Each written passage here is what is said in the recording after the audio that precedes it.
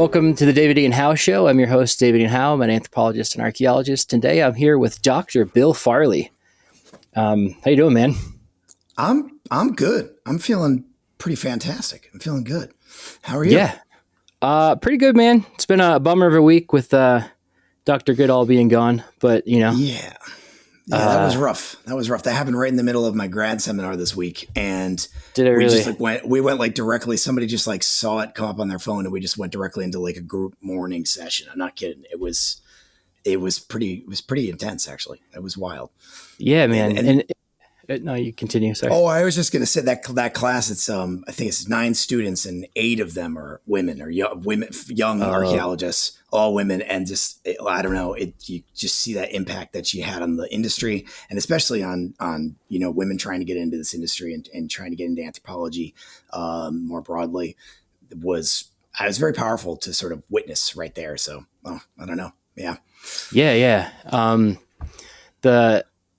I don't know how much I can say, like book wise. I'll cut that, but I'll just say, yeah, the agency I was working with for my book was also working with Goodall. And the day my agent was going to reach out and be like, "Do you want to write the forward thing for the book?" She like passed. So it was just like horrible timing on my part. But that would have been pretty amazing, huh? But yeah.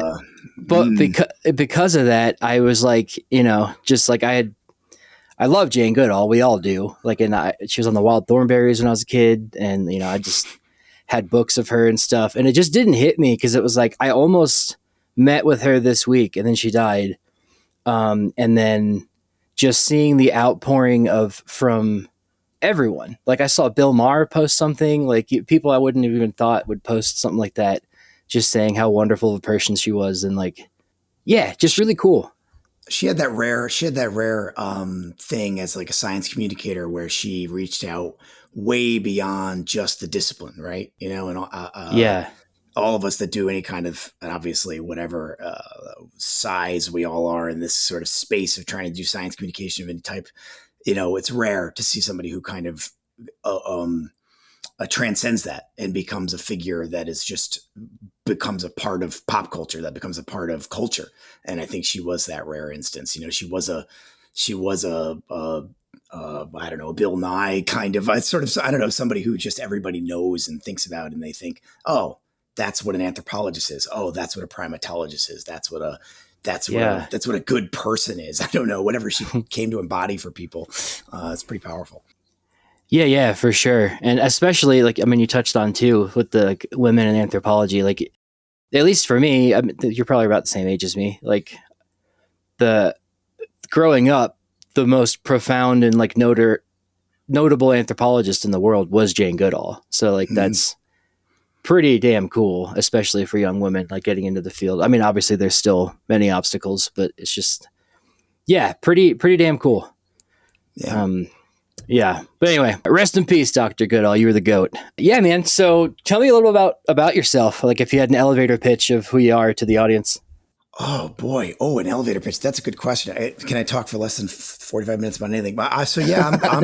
I'm Bill. I'm Bill Farley. I'm a professor of anthropology at Southern Connecticut State University, which is a small public university in Connecticut. And I'm an archaeologist primarily, and my kind of day job specialty is in studying colonialism and colonial interactions between mostly like English settlers to the region and Native Americans in that very tumultuous first couple of centuries, the 17th, 18th, 19th century in New England. And so I get to do kind of the archaeology of my backyard. That kind of local archaeology is what I'm really interested in, and historical archaeology more broadly. That's sort of what I do during the day. And then my kind of after hours job, as it were, as I somehow got myself all tangled up in this sort of broader discussions of like pseudoarchaeology and speaking back to that and doing sort of public archaeology, very small fish in that whole pond, but got involved in all of that and find that very fascinating, very interesting. And just getting to talk to folks like you and get to sort of speak to those sort of issues more broadly and trying to do something from the academy or whatever, because there is this kind of bifurcation. I think we have folks who are science communicators who are kind of not so much getting a chance to also work with students directly, and a lot of professors who are really interested in doing that kind of stuff, doing kind of outward public facing science communication. And it's hard to do. It's really hard to find the time to do that. But I just think it's really important. So I'm always trying to find that time. And so it's exciting to get a chance to do that sort of thing. So I think that's me. I don't know. Did I miss anything? I also do stuff with like digital archaeology, games and archaeology, talking about. Right. Okay. Yeah. We talked about that very briefly, I think, didn't we? At one point, we were going to do that, and then that maybe we'll come back to that at some point. We were going to talk about. Yeah, we can talk about games. Yeah. Yeah. We were going to talk about the Indiana Jones game, which I never played. I still haven't played. We'll come back. Me either. I still haven't gotten to it. We can still do it. That's good. Yeah. So yeah, it's just I'm very interested in that too, like archaeology in pop culture more broadly, movies and television, but especially in video games. I find that super fascinating. So I guess I'm doing a lot of stuff. I'm busy. Too busy, I guess. That's me. Yeah, for sure. That was a really good elevator pitch of yourself. I have been to Connecticut many times. I grew up on Long Island, so we'd go to Bridgeport. I'll take the ferry, and my mom's like really good middle school friend lived in Hartford. So we'd go visit all the time. But one thing I noticed was Connecticut's very small, and it's also kind of rural, but very packed at the same time. What I wanted to ask you was like doing historical archaeology or even prehistoric archaeology there. It seems to me like, especially like looking at the PIDBA map of how much Clovis sites have been found out east versus west. Is Connecticut pretty much tilled up at this point since it's so small, and has most stuff been found? Or are you still finding sites? No, there's still tons. It is, I'd say a better research space than a lot of places in North America, just because it is, it does have obviously a lot more. Yeah. Anytime you look at one of those maps, right, you're going to see a preponderance of more sites in places.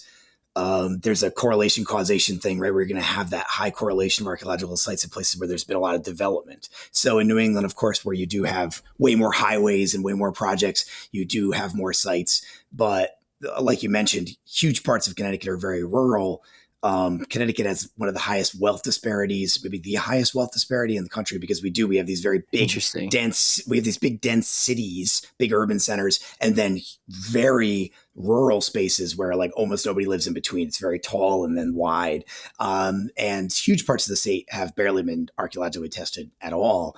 And every time you put a shovel in the ground in the state, you find archaeological material. The state is very, very sensitive, I'd say, archaeologically sensitive, and including like paleo sites. If you want to look at those kind of, the oldest site in Connecticut was actually just found a few years ago. It's about 12.4 thousand years old. It's called the Brian D. Jones site. It's in Avon in kind of northwestern Connecticut.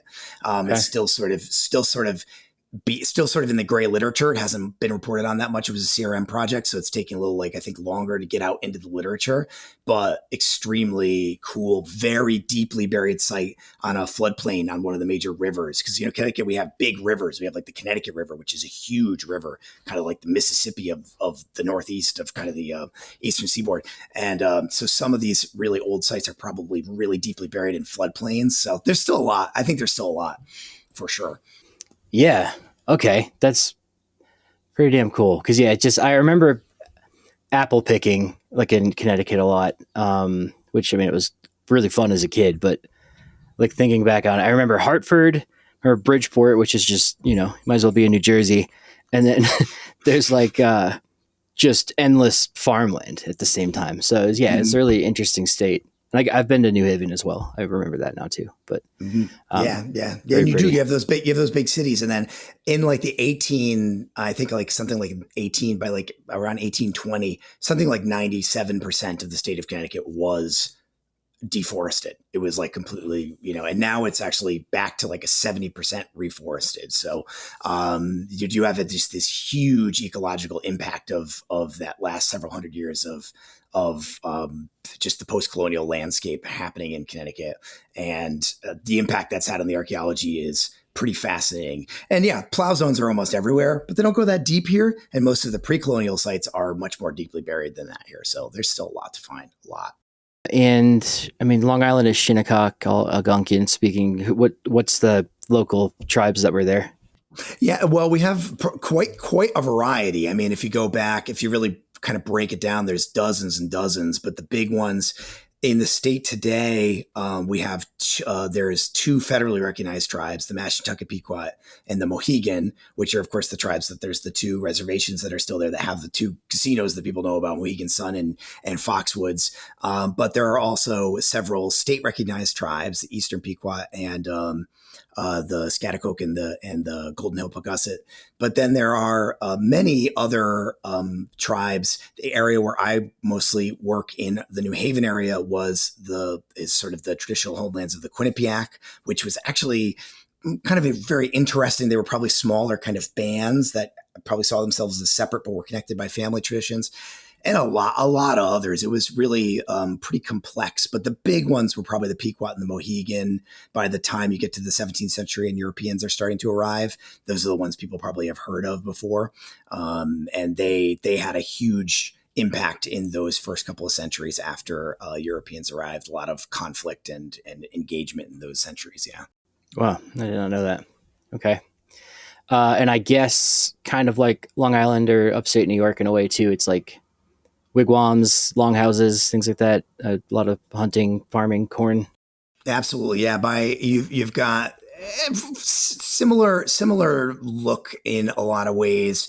Wigwams is the style of architecture here from probably about the late Archaic, so maybe 4,000 years ago, right up into the colonial period. You still see them on reservations into like the 19th century. There's like ethnohistoric documents of people. Wow. People are still building wigwams, almost maybe even as an act of kind of some resistance to that colonial change pretty late, which is pretty fascinating here. I have a paper in American Antiquity about that. But that's nice. If you want to get wild, if you want to get wild sometime, with my co-authors Gabe Reineck and Amy Fox. And there's but not so much longhouses, though there are some larger houses like that. But agriculture emerges. Yeah, maize agriculture gets here into New England, in this part of the North America, pretty late, between 1,000 and 2,000 years ago. It's kind of one of the latest areas to arrive. And you start to see some of those very interesting changes that might have emerged into maybe chiefdoms and bigger societies, had that not been sort of cut off by the arrival of Europeans. That's one of those fascinating questions I have, is like, what if you had another 500 years before the English arrive?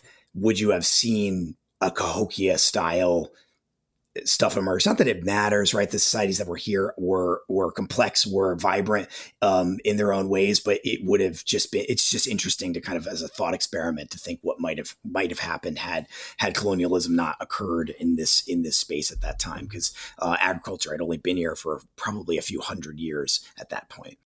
Yeah. I often wonder that too, like, because the spread of maize probably like 1,000 years ago up through the Mississippians from Mexico, then spreads all the way to the Southwest, all the way up north. Like, how long until, like, if Columbus had not arrived when he did, would we have like llama, pack systems and like trade and like highway and things like that, like, all over the continent? And like, because it was probably coming at some point. It's just llamas were so far removed from everything, but that's the only beast of burden really that they had.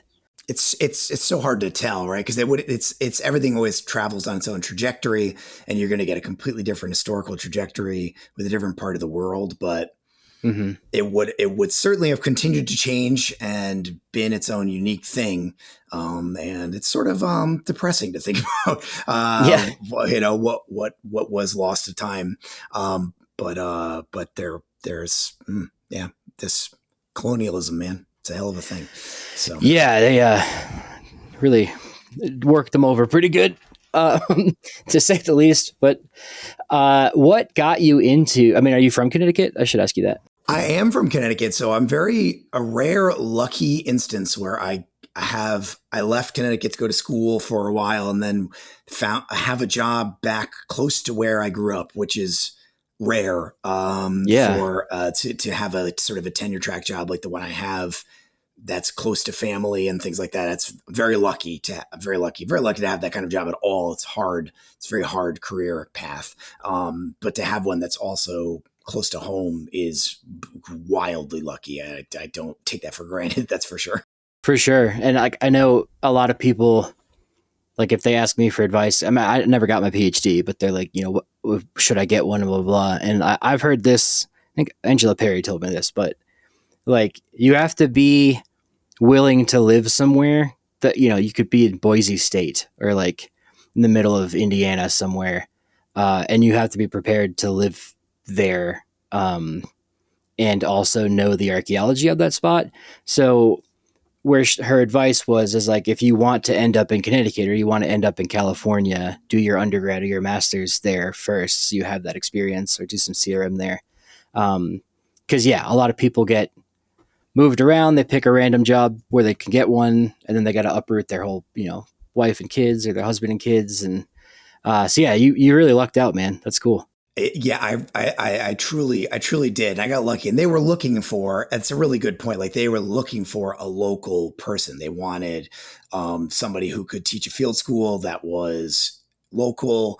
That's what they wanted, but not everybody wants that. Some universities are looking for somebody who works in Turkey or somebody who works in China or whatever. They might be looking for an international archaeologist or be more broad than that. So, and that of course just was my expertise because I've always been interested in New England and that's where I wanted to work. But yeah, it is. And that's a piece of advice that anybody gives. And I teach undergraduates and I teach graduate students. We have a master's program that's kind of career oriented. It's more aimed towards people going into CRM, into cultural resource management.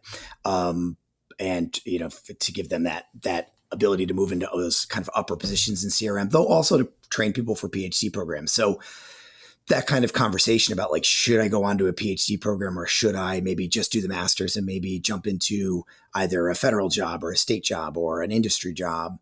And, the question is like, why should I get a PhD? And it's like, well, the only job really that requires a PhD is like my job. That's also a perfectly reasonable reason to get a PhD is because you want to, because it's a cool experience to learn how to do that. Yeah. It's okay if you have the freedom to do that, to dedicate 5, 6, 7 years of your life beyond a master's to doing that. Go for it. It's a big sacrifice. It's a lot of time. It's a lot of money. It's a lot of, years that you're putting your life on hold potentially, but it's a pretty cool experience too. But if you're also have to think practically, almost every job in archaeology can be done with a master's degree, except for that one. That's really the only one that can't be. So, and that's a professor. Yeah, it's being a professor. Yeah. It's just to clarify. Yeah, basically being a professor. That's really, you can do all those other jobs with a PhD, and you'll be very competitive for them. A lot of PIs at CRM firms, supervisors and primary investigators at a cultural resource management firms might have a PhD, but they don't actually need them. They can do that job with a master's degree. So I don't know. I'm guessing a lot of your listeners are probably young archaeology students thinking through these questions. Yeah. And a lot of just like interested, general public as well. But yeah, that is a question that is good, or something good to say. Cause I don't talk about it too much because I never got my PhD, but yeah, that's how it works. Like you got to have a PhD to teach it. And then I've seen people with masters have like a lecturer position or something like that. But yeah, like a full professor taking on students is a PhD required, right? Yeah. Yes, you actually can even teach with the master's. You're right. There's certain lectureships. You can also adjunct. So, which is being like a part-time faculty. So if you ever took a class where you had an adjunct professor, and they weren't a permanent faculty member, but they were somebody who was coming in just to teach one class for that semester, they might even have taught at that school every semester for years. You can do that with a master's too. So even if you love teaching, even if that's something you want to do, you can even do that with a master's. You just can't be like an associate professor or whatever, tenure track, It's a very specific kind of thing. So, there's a lot of things you can do. That's not to discourage people. Like I said, Sure. if you're passionate about doing that PhD, do it. But I, always want everybody to go in that decision with like open eyes about exactly what they're getting into and what they are doing, because it's should be an informed decision. Yeah, absolutely. A question I get a lot too, which might be a good question for you, is like, with being able to get an undergrad or then getting a master's, and then there's like RPAs, and then there's like professorships and stuff. And then we have people now that are just YouTubers, but are, excellent archaeologists in that sense, but might not have done any excavations. When do we consider someone an archaeologist? Because I've noticed this is like a thing. I never know. That's almost like a philosophical question, right? Yeah.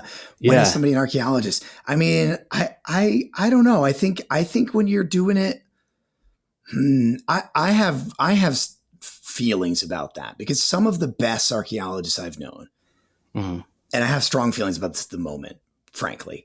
One of the best archaeologists I have ever known it was an avocational archaeologist. So he's a guy named Scott, I'll say. So any of the Connecticut archaeologists listening to this will start crying now. So there's a guy named Scott Brady who just recently passed away young, very suddenly, who was a very important member of like the community in the state here, the archaeology community. And he was an avocational archaeologist. He was a retired fire chief. And he, like 20 years ago, just started volunteering with the state archaeologist and basically became like the assistant to the state archaeologist and did that job unpaid as a volunteer for 3 state archaeologists in a row, and was legitimately one of the best archaeologists I've ever known. But had, he took a couple of classes here and there. He got paid for a couple of projects, I guess, so technically he had been trained. Technically he was a paid archaeologist, but he was not an accredited archaeologist in the way we might traditionally think so. But that guy knew what he was doing. He was trusted by everybody. He gave presentations at conferences. He had his name on papers. In every way I could imagine, he was an archaeologist. But he didn't go to school for it, and he wasn't paid for it in the traditional sense. So there are avenues into doing this that are different. I would say somebody who has taken a field school as a bachelor in your bachelor's degree and worked in the lab a few times, and then you start working CRM and you're digging shovel test pits all summer long, I'd say you're an archaeologist, man. I think that makes you an archaeologist. I just think it does.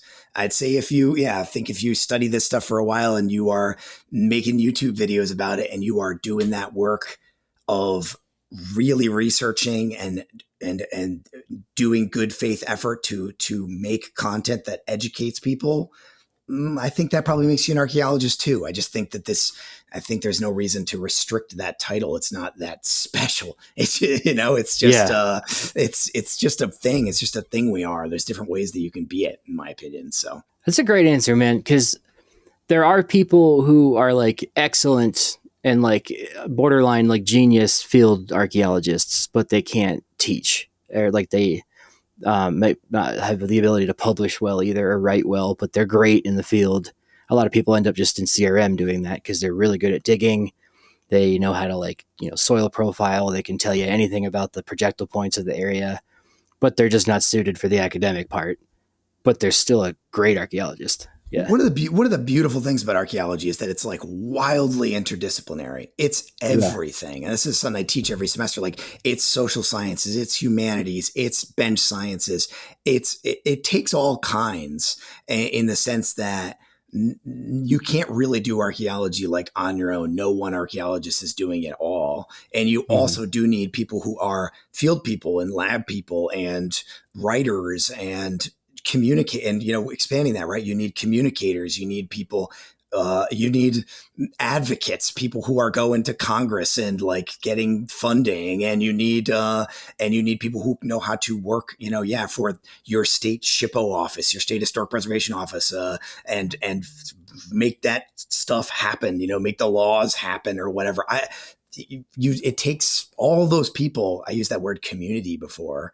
It is a community. It's a professional community, and it often becomes something more than that, a personal community of friends and colleagues too. It can be a really special thing in that way too. But it's also, it is that broader community. So I think restricting people out of that is a mistake. If everybody there is there in good faith and is working towards that shared goal of community, I don't know, you find space for everybody, in my opinion. Yeah. I guess two things to that. One of the first guys I learned to dig from was just the same retired old British guy who worked at Topper in South Carolina, and him and his wife went out every season and just dug.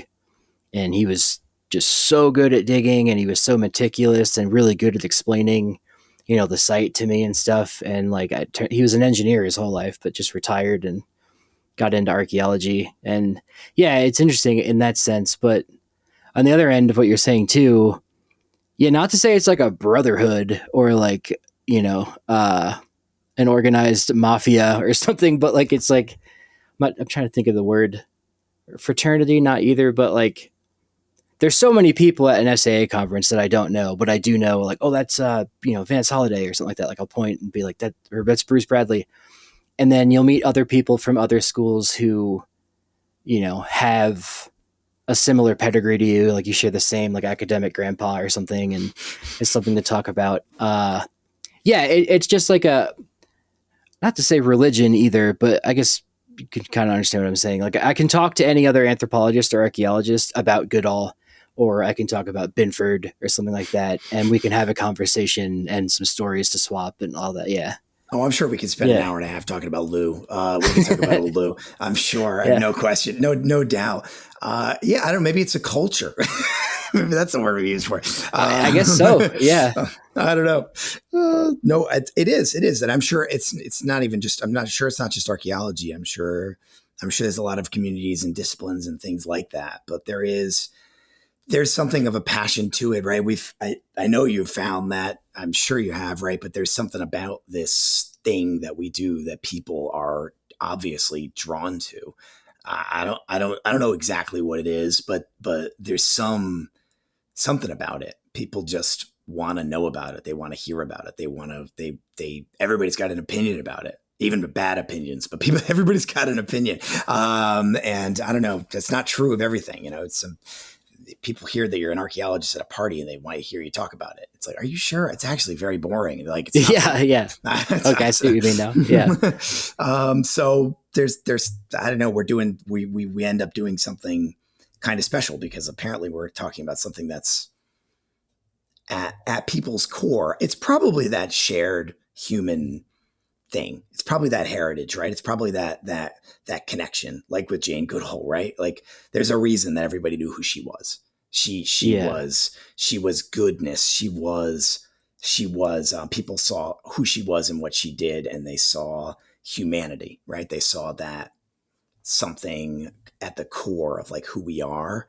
And I think archaeology speaks about that to people in a kind of a beautiful way. And we're like carriers of that message, and we have to be quite thoughtful and careful about that, I think. And some archaeologists aren't, but if we are, we can do something beautiful with it. Yeah, that was really well said, dude. Damn. Yeah, like it I think everyone has a vested interest, if not a passing interest, but like in the past. And it is interesting to me, like, especially like I'm sure local Connecticut archaeology chapters, same here in Wyoming and in Tennessee, it's always retired people who wanted to do archaeology are always interested in it, and they always hang out, they donate, they come to every talk. And same thing, like on the plane a couple weeks ago, the person I was sitting next to was doing a big Excel data table of something, and she was a cognitive psychologist with some animal. It was like goats or something. I don't remember what she said, but just like I looked at it and I was like, I appreciate a good spreadsheet. Then she was asking me, what do I do? And I was like, I'm an archaeologist. And then a lady on an aisle over kind of had her head turned and was just listening to us talk. And it, it kind of made it a little awkward because I was like performing in a sense, but like this girl and I were just swapping horror stories of grad school and talking about data and stuff. But she was, cognitive psych. So yeah, it's like science is a brotherhood in that sense, but it's also just, I think everybody in some way wants to be part of that. or something. I don't know how to phrase it, or they want to know more about it. I've wondered about this for years, and I don't know. My answer to it changes, and my thoughts on it change. But there is, why is it that when there's sort of big discoveries in archaeology, they do show up in the newspaper? They make documentaries about it. They go, they do, why there are, people on YouTube and podcasts and TikTok making this kind of stuff. And there is space to be big in those spaces because there is an audience for that. There is a natural audience for it. People want to know about it. And the only thing that I keep coming back to is it's about us. It's about what it means to be human in some very relatable way. I think that's the answer I keep coming back to anyway. Yeah, I would agree. Any study like Cerutti Mastodon or White Sands and stuff like that is interesting because it adds to the debate of the peopling of the Americas. And then there's the whole pseudo crowd. But it is very intriguing to me. It's a good point, like how those stories just go viral on, ground news or wherever, what are you, CNN, Fox even, I guess, too. Like it just like people like archaeology, like old shit. It's kind of cool. They do. They're often like the only. That's why the pseudo stuff kind of can drive me a little. Well, they drive me crazy for a lot of reasons. But one of the reasons they drive me crazy is sometimes the archaeology article. Yeah, sometimes. Recently, less so. I've been good. I've been very good. But they're for my health, I should say. Maybe I'm not fighting the good fight, but there's you can see an article on, I don't know, the Washington Post or the New York Times or something. And every single article on there is so contentious, of course, because of course it is, because politics is contentious and it should be probably, right? We're talking about serious stuff. And then maybe like that's my dog. The archaeology article will pop up and the only thing, it might be the one unifying thing. Everybody's like, oh, this is so cool. And then somebody will show up and be like, this is proof that white Atlanteans discovered the world. And it's like, God damn it. Like that. You're ruining it. Everybody was vibing and you're screwing it up. Yeah. What do you think that is? I talked about this with Flint and North or two, but not to jump right into pseudo stuff, but why do people like it? I have ideas, but be curious of yours. Oh boy. Why do people like the pseudo stuff? I think for the same reason that they like any archaeology content, right? Is that it is, it's there and it is about those same things. It is, and it's often more accessible because a lot of times those guys have already existing bigger audiences and they have the ears of like big media shit. So so they're, yeah, you're fine. We're 33 minutes in. Yeah, I don't know if you have to blank it out or whatever. I should have asked that before if we're allowed to swear. First 10 minutes, then you're good. Yeah. Oh, that's freeing. So we can say whatever the fuck we want now. They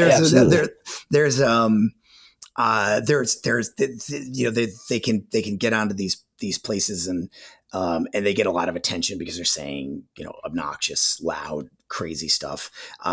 Some of it's that. Some of it is the simplicity of the message, right? I think in that, as a matter of course, when you're trying to present scientific evidence, we're always saying, actually, it's more complicated, right? And you have to make that hard argument that the complexity is actually what makes it good. It's actually what makes it interesting. Yeah. And the fact that we don't know for sure. And actually there's ambiguity and actually every question we answer leads to 5 more questions is what makes it exciting. It's what makes it thrilling. It's what makes it, it's what gets us up in the morning. Doesn't that make you excited too? And you ask an audience that, and a lot of them will say yes. And some of them will say, actually, I'm already very stressed out. Actually, I have 3 kids and I can barely pay my bills and I'm worried about the state of the world. And I really would like some very simple answers maybe. And this guy over here is telling me a very simple answer. And I like that. So maybe some of it is that simplicity of the answer. And empathize with that. I really do. I feel empathy for that desire. And then some of it is straight evil. Like we know, how tied into much more dangerous conspiratorial thinking these things are, and how some of these pseudo archaeology stuff got tied up in QAnon stuff and really much more dangerous ways of thinking.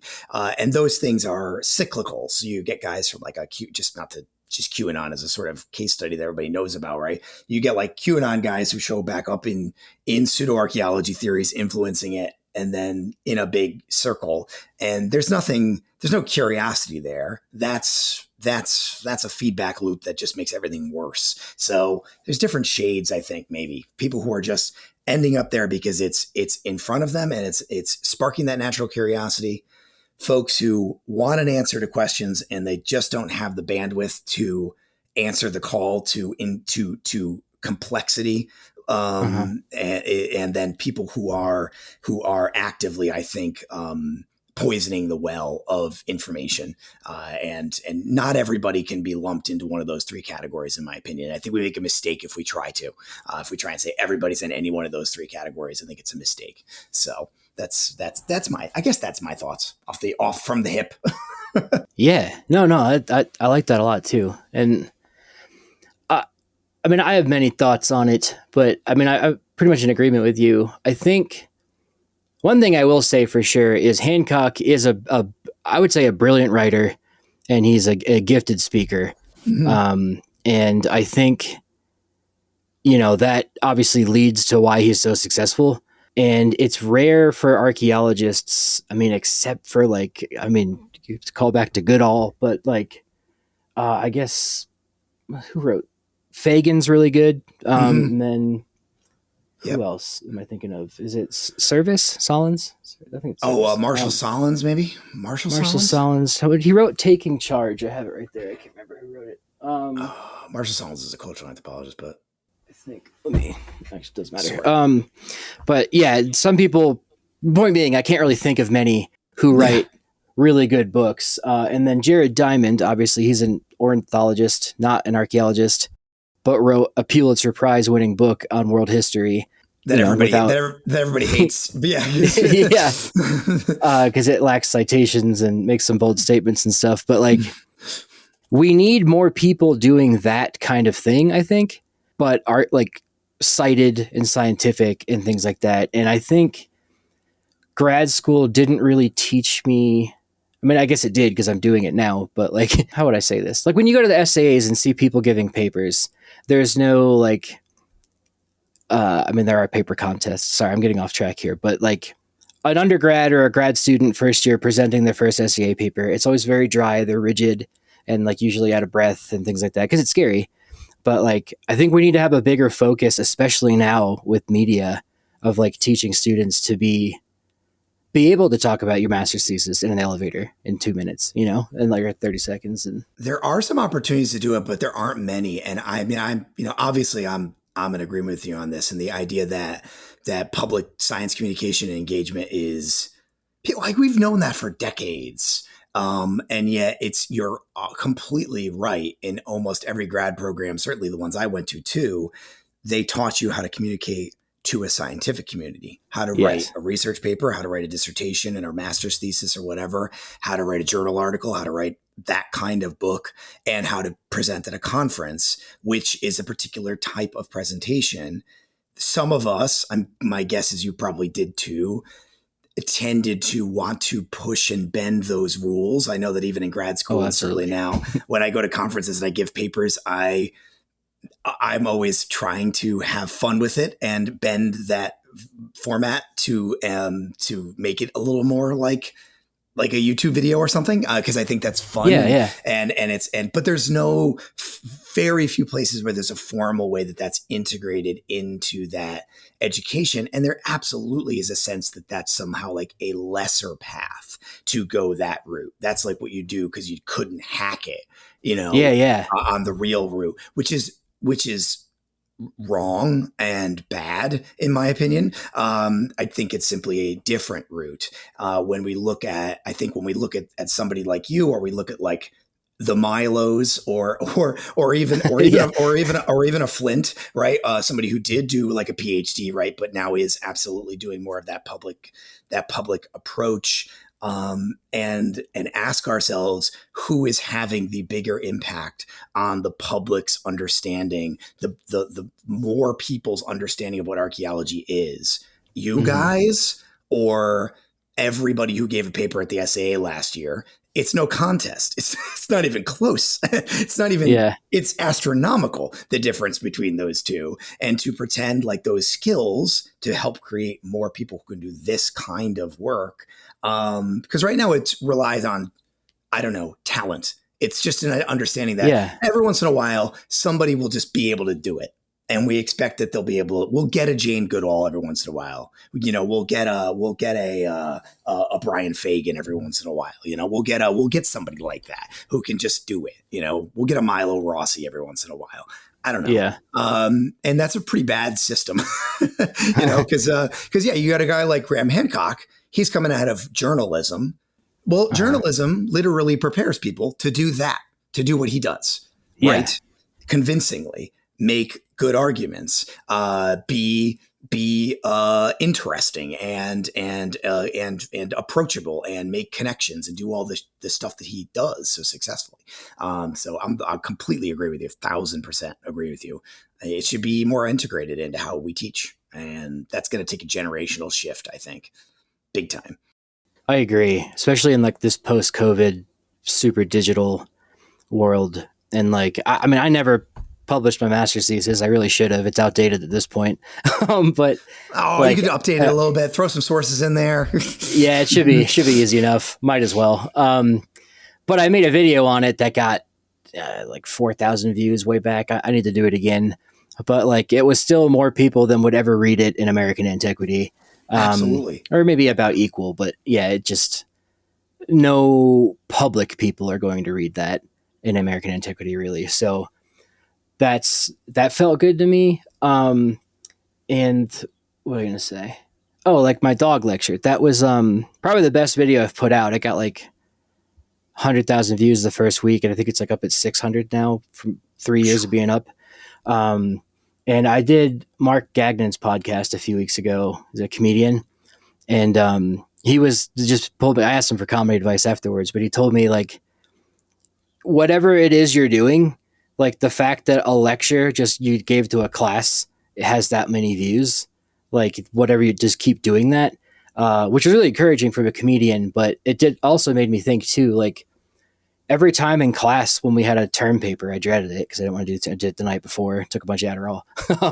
But then you always have to present that paper to the class. And I thinking back, yeah, my favorite part of school was when I got to present my paper, because it was just like, not theater or performance, but it was just like cool to have I liked PowerPoints and having all that. So it shifted into this. But where I'm going with all that is, yeah, we should encourage students to be able to, like, kind of how you said it, maybe frame your term paper, your final project. How would this make a good YouTube video? And then also make the academic paper of it, because that's easier, really. They're two different products for different audiences or whatever. Whatever you're doing, it's working. Like, I don't know if you're feeling like that. I can tell you that I told my intro to archaeology students literally yesterday, slightly bragging that I was going to be doing this interview today. And Thanks, three of them in the front row said, "Oh, that's the dog guy, right?" So literally people know who you are. And they're cool. Taking an archaeology, and I shit you not, students take like an intro to archaeology class. They'll take my intro to archaeology class because they have listened to like your podcast and watched like Milo's videos. Like, yeah. And so if what we're trying to do is get people into archaeology and get them into a place where they're going to learn about archaeology, not from Graham Hancock, but from whatever, either from me in a classroom or from better sources anywhere, it's doing it. It's already doing it. People have been telling us that for years. Oh, we can't get rid of a guy like Graham Hancock because he's the only reason anybody gives a shit about archaeology at all. And it's like, he's not. I'm sorry. He's just not, because it's true. I remember talking to Ken Fader about this, and he told me, like 20 or 30 years ago, it was true. Like half his students were there because they had read Chariots of the Gods or whatever, Sure. Hancock's book. And nowadays, half my students are there because they watch Milo Rossi's videos. That's why they're there. And it's like, that's like, and Milo gets stuff wrong. He's not perfect, but he's good. He's good. He's doing really good work. He's a gifted speaker. He's a very gifted speaker, and I think his work is obviously from a place of good faith. And when he does get stuff wrong, he tends to make a follow-up video and says, "Hey, I got this thing wrong, and here's why." Mm-hmm. I can't ask for more than that. I can't. That's what any of us would do. I did that same experiment you mentioned before. That I literally did that experiment. I was doing a talk last year at a small conference. And I was talking about this stuff, public archaeology and science communication, this exact topic. And I showed them, I peppered into it little cross comparisons where I had like that American antiquity paper I mentioned before. And you can see your metrics. They show you your metrics. And it's been read something like, I don't know, 2,000 times or something like that since 2019, which is pretty good for an academic. That's actually a lot for an academic paper. Yeah. And it's had 8 citations or something, which is not fine. And then I put next to it, I don't know, a video I made about the Cerruti Mastodon site that has, I don't know, something like 60,000 views, which is a lot for me. My channel only has, I think, 8,000 subscribers. It's a very small channel compared to most of the people working in this space. And I'm like, that's orders of magnitude more. And this was a journal article that took me years to write as part of my dissertation. This is a video that I made in an afternoon. I read 3 journal articles, took some notes, and sat down in front of a camera for an hour and recorded. Took me maybe 6 hours to do the cuts, threw it online, and it will be watched by more students than I will ever teach in a classroom in my entire career. More people than will ever read every single article I ever publish. I don't know. So I just agree with you. I just think you're right about that. It's super important. Thanks, man. I appreciate that. Tell your students hi. It is jarring. Yeah. People are like, you're the dog guy. And then, I just went to a department function here at Wyoming. And 2 of the new students were like, "Oh, you're the podcast guy. You still doing ruins?" And I'm like, "Oh yeah, not anymore." But it's something I'm not used to. And then someone is it Milo or Milo Rossi? How you say it? Milo? I think it's Milo. I think it's Milo. Yeah. Okay. He is just on another level with his numbers and crazy. I mean, he's handsome. He's, young. He's energetic. It's everything that TikTok loves. And then on top of that, he's good at talking. I used to do the debunking style like he did, but it just felt too mean for me to do it. But somehow he has excelled and made it funny and educational and not too mean. So good on him. You got to find, I think in this space, right? So it's all about kind of finding what you can do, where your authenticity is. You've obviously had a lot of success in doing what you're doing. And he just happens to be really good at what works really well right now, and he was able to ride that moment. And that hair, man. I mean, how are we supposed to compete with that? We can't compete with that hair. None of us. That's true. None of us. Yeah. And Stefan and I are pretty good friends, and we text a lot, and just Raven as well. And we're all millennial. I'm 33. I think Stefan's a little older than me, and then Raven's my age, but this fucking kid. Kind of what we were saying. I'm 39, so I'm slightly older than you guys. Just a little bit. Oh God, that means there's 40's coming for me so soon. And I'm gonna pretend like it's not. It's true. I'm looking at I'm looking at you guys. All that little generation. I'm like, these fucking kids. Milo's like a baby, and he's running us all over. He's killing us. We got to. You know what? We got to beat that guy's numbers. Let's go. Let's come for it. I got to take him out. That was good. He's great. North 02, excellent too. He's shifting more toward the.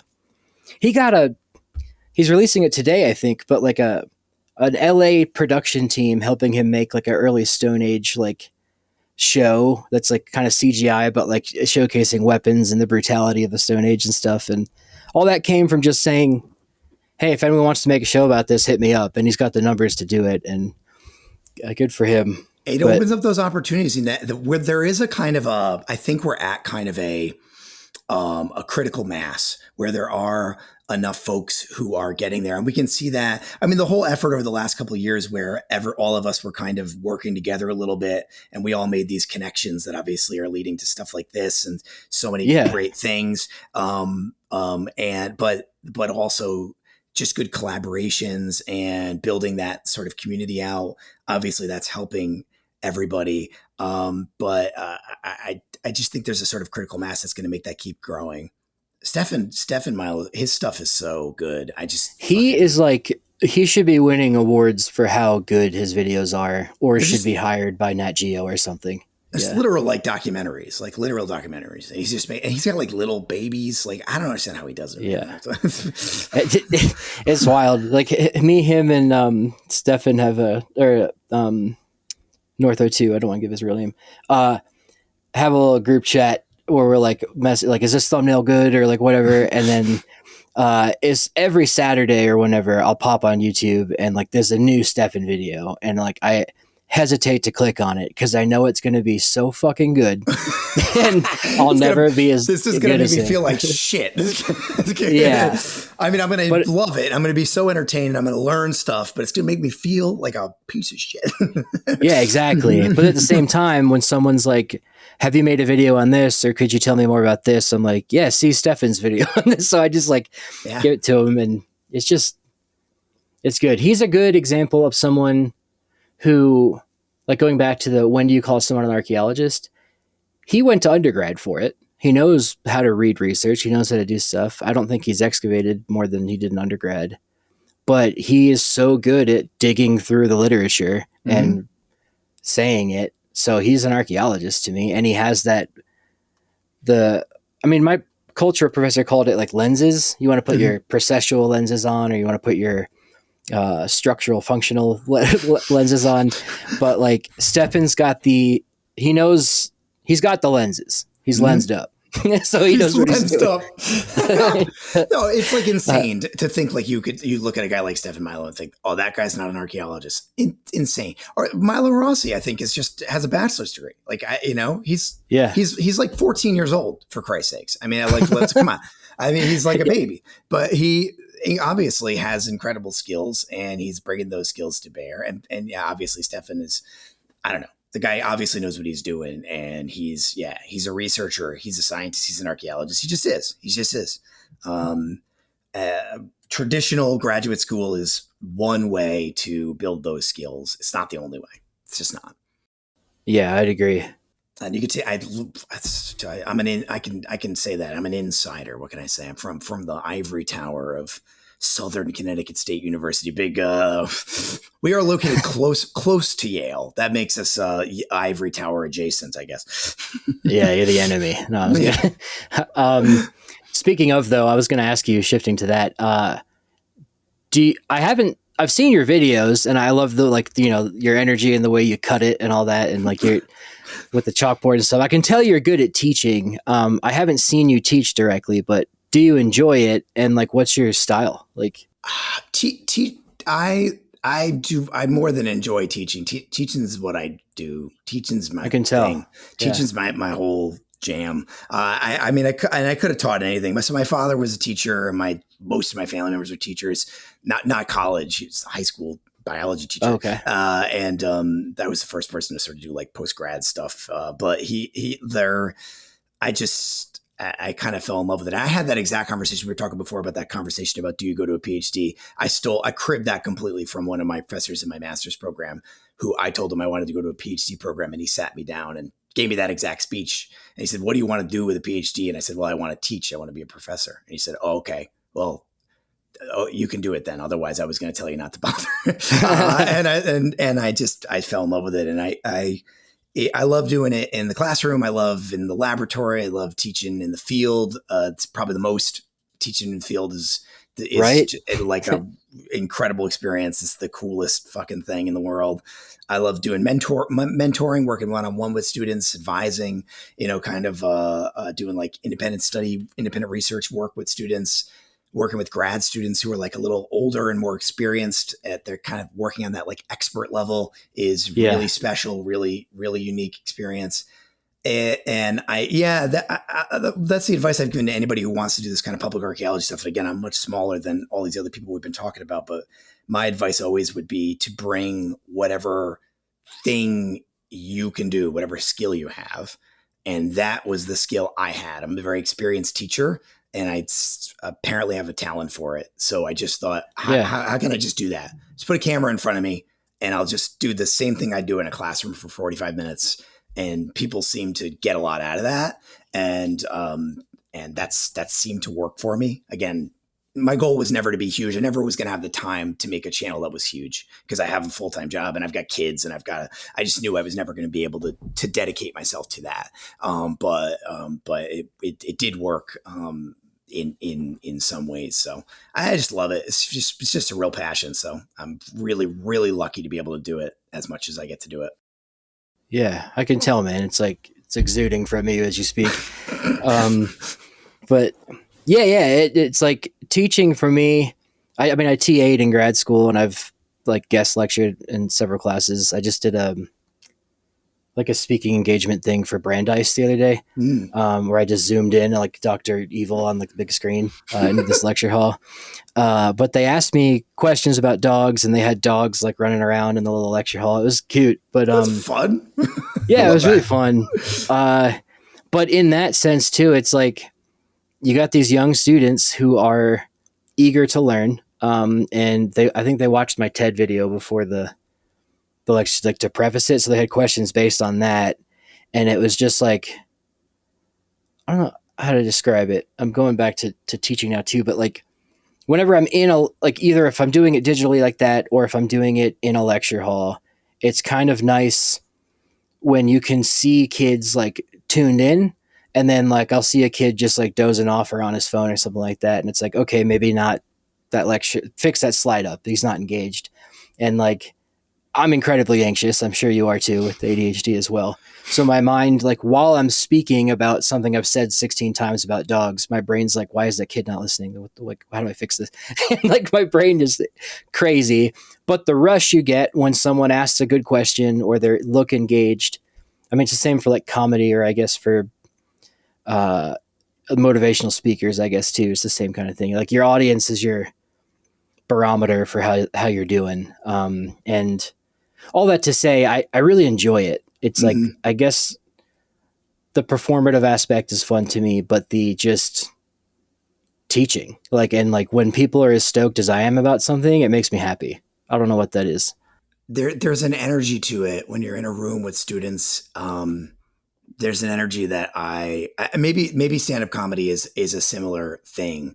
And it is partially performance. I don't even think there's anything wrong with saying that. It is. Performance is part of it, for sure. It is. It's an important part of it. And you are performing but it's that intermixture of the information that you're presenting, the pedagogy of how you're doing it, the theory of your teaching, your craft, but also, yes, that performance. And can you, that student that's losing it, can you make them laugh? Can you drop that perfectly timed swear that, which is a technique I use all the time. Yeah. Just a perfectly timed F-bomb that will wake that student up and out of that doze, and suddenly they realize, because one thing I've learned, not to give you advice, but like one thing I've learned with a lot of experience is that a lot of the times if a student drops off like that, it's got nothing to do with you or like your slides. It's just like, attention span. Yeah, attention spans are not infinite, and like no matter how good things are going, they're just going to lose it. Or maybe they've got like a hot text they really need to get, you know what I'm talking about? They've got an exchange going, and they need to see what just came. They felt that buzz, and they have got to see what that text is. Been right there, now. I get it. Right? Like they've got to see. I don't know. I have no idea what's going on in that person's life, or they're anxious about something. They got to see what's going on. And so the challenge is like, how can I get them back? How can I win them back to my side? And I'm sure, and I think comedy is probably a little bit like that too, right? And that is so fun when you get into that vibe but you also are in the flow of the information and finding connections and little thematic connections and little new ones. Because you're right. Sometimes when you're teaching the same class you've taught 25 times, you might be teaching the same lecture you've taught 50 times. And it's amazing. Sometimes I'm still like, oh, I just found a new little connection I never thought about before there that I've 50 times. And you just like, oh, I'm going to drop this like a bomb right here and it's going to hit so hard. And maybe it doesn't because the students don't know that's a brand new idea, but it is to you and you are vibing with it and they can feel that energy. It's just a beautiful thing. I don't know. I fell in love with it too.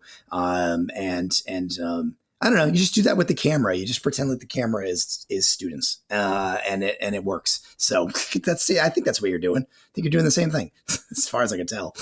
Thanks, man. Yeah, it sounds like you are too.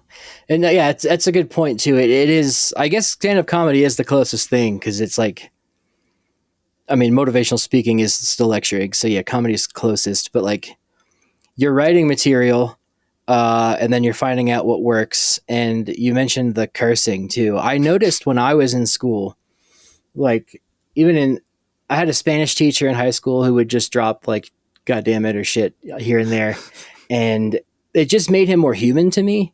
And him and I are like still friends today. We got a beer a couple months ago. But like nice, great guy. And he's like, we chat stuff. He helps me translate stuff now too. But in college, when a professor seems so pretentious and out of reach, because there are many like that. And like one, he was even like, he was going too fast and a girl asked, can you slow down so I can take notes? And he was like, well, part of college is learning to write notes faster. Just hit the next button. He was culturally but no shade to them. But then the next day, that girl just took her camera, like a digital camera, because it was 2010, and just took pictures of the slides and just a smart workaround. But anyway, long story short, when I had professors who would just be like, I don't know, I don't give a shit. Or like say something, just randomly interjections when they're speaking or teaching. It not only made me more engaged because it's like, oh, this guy's real, but like I just felt more comfortable and it was a more fun environment learning and less rigid. And yeah, it just, I mean, if anyone listening, that'd be my advice. And I guess Bill's as well. Like,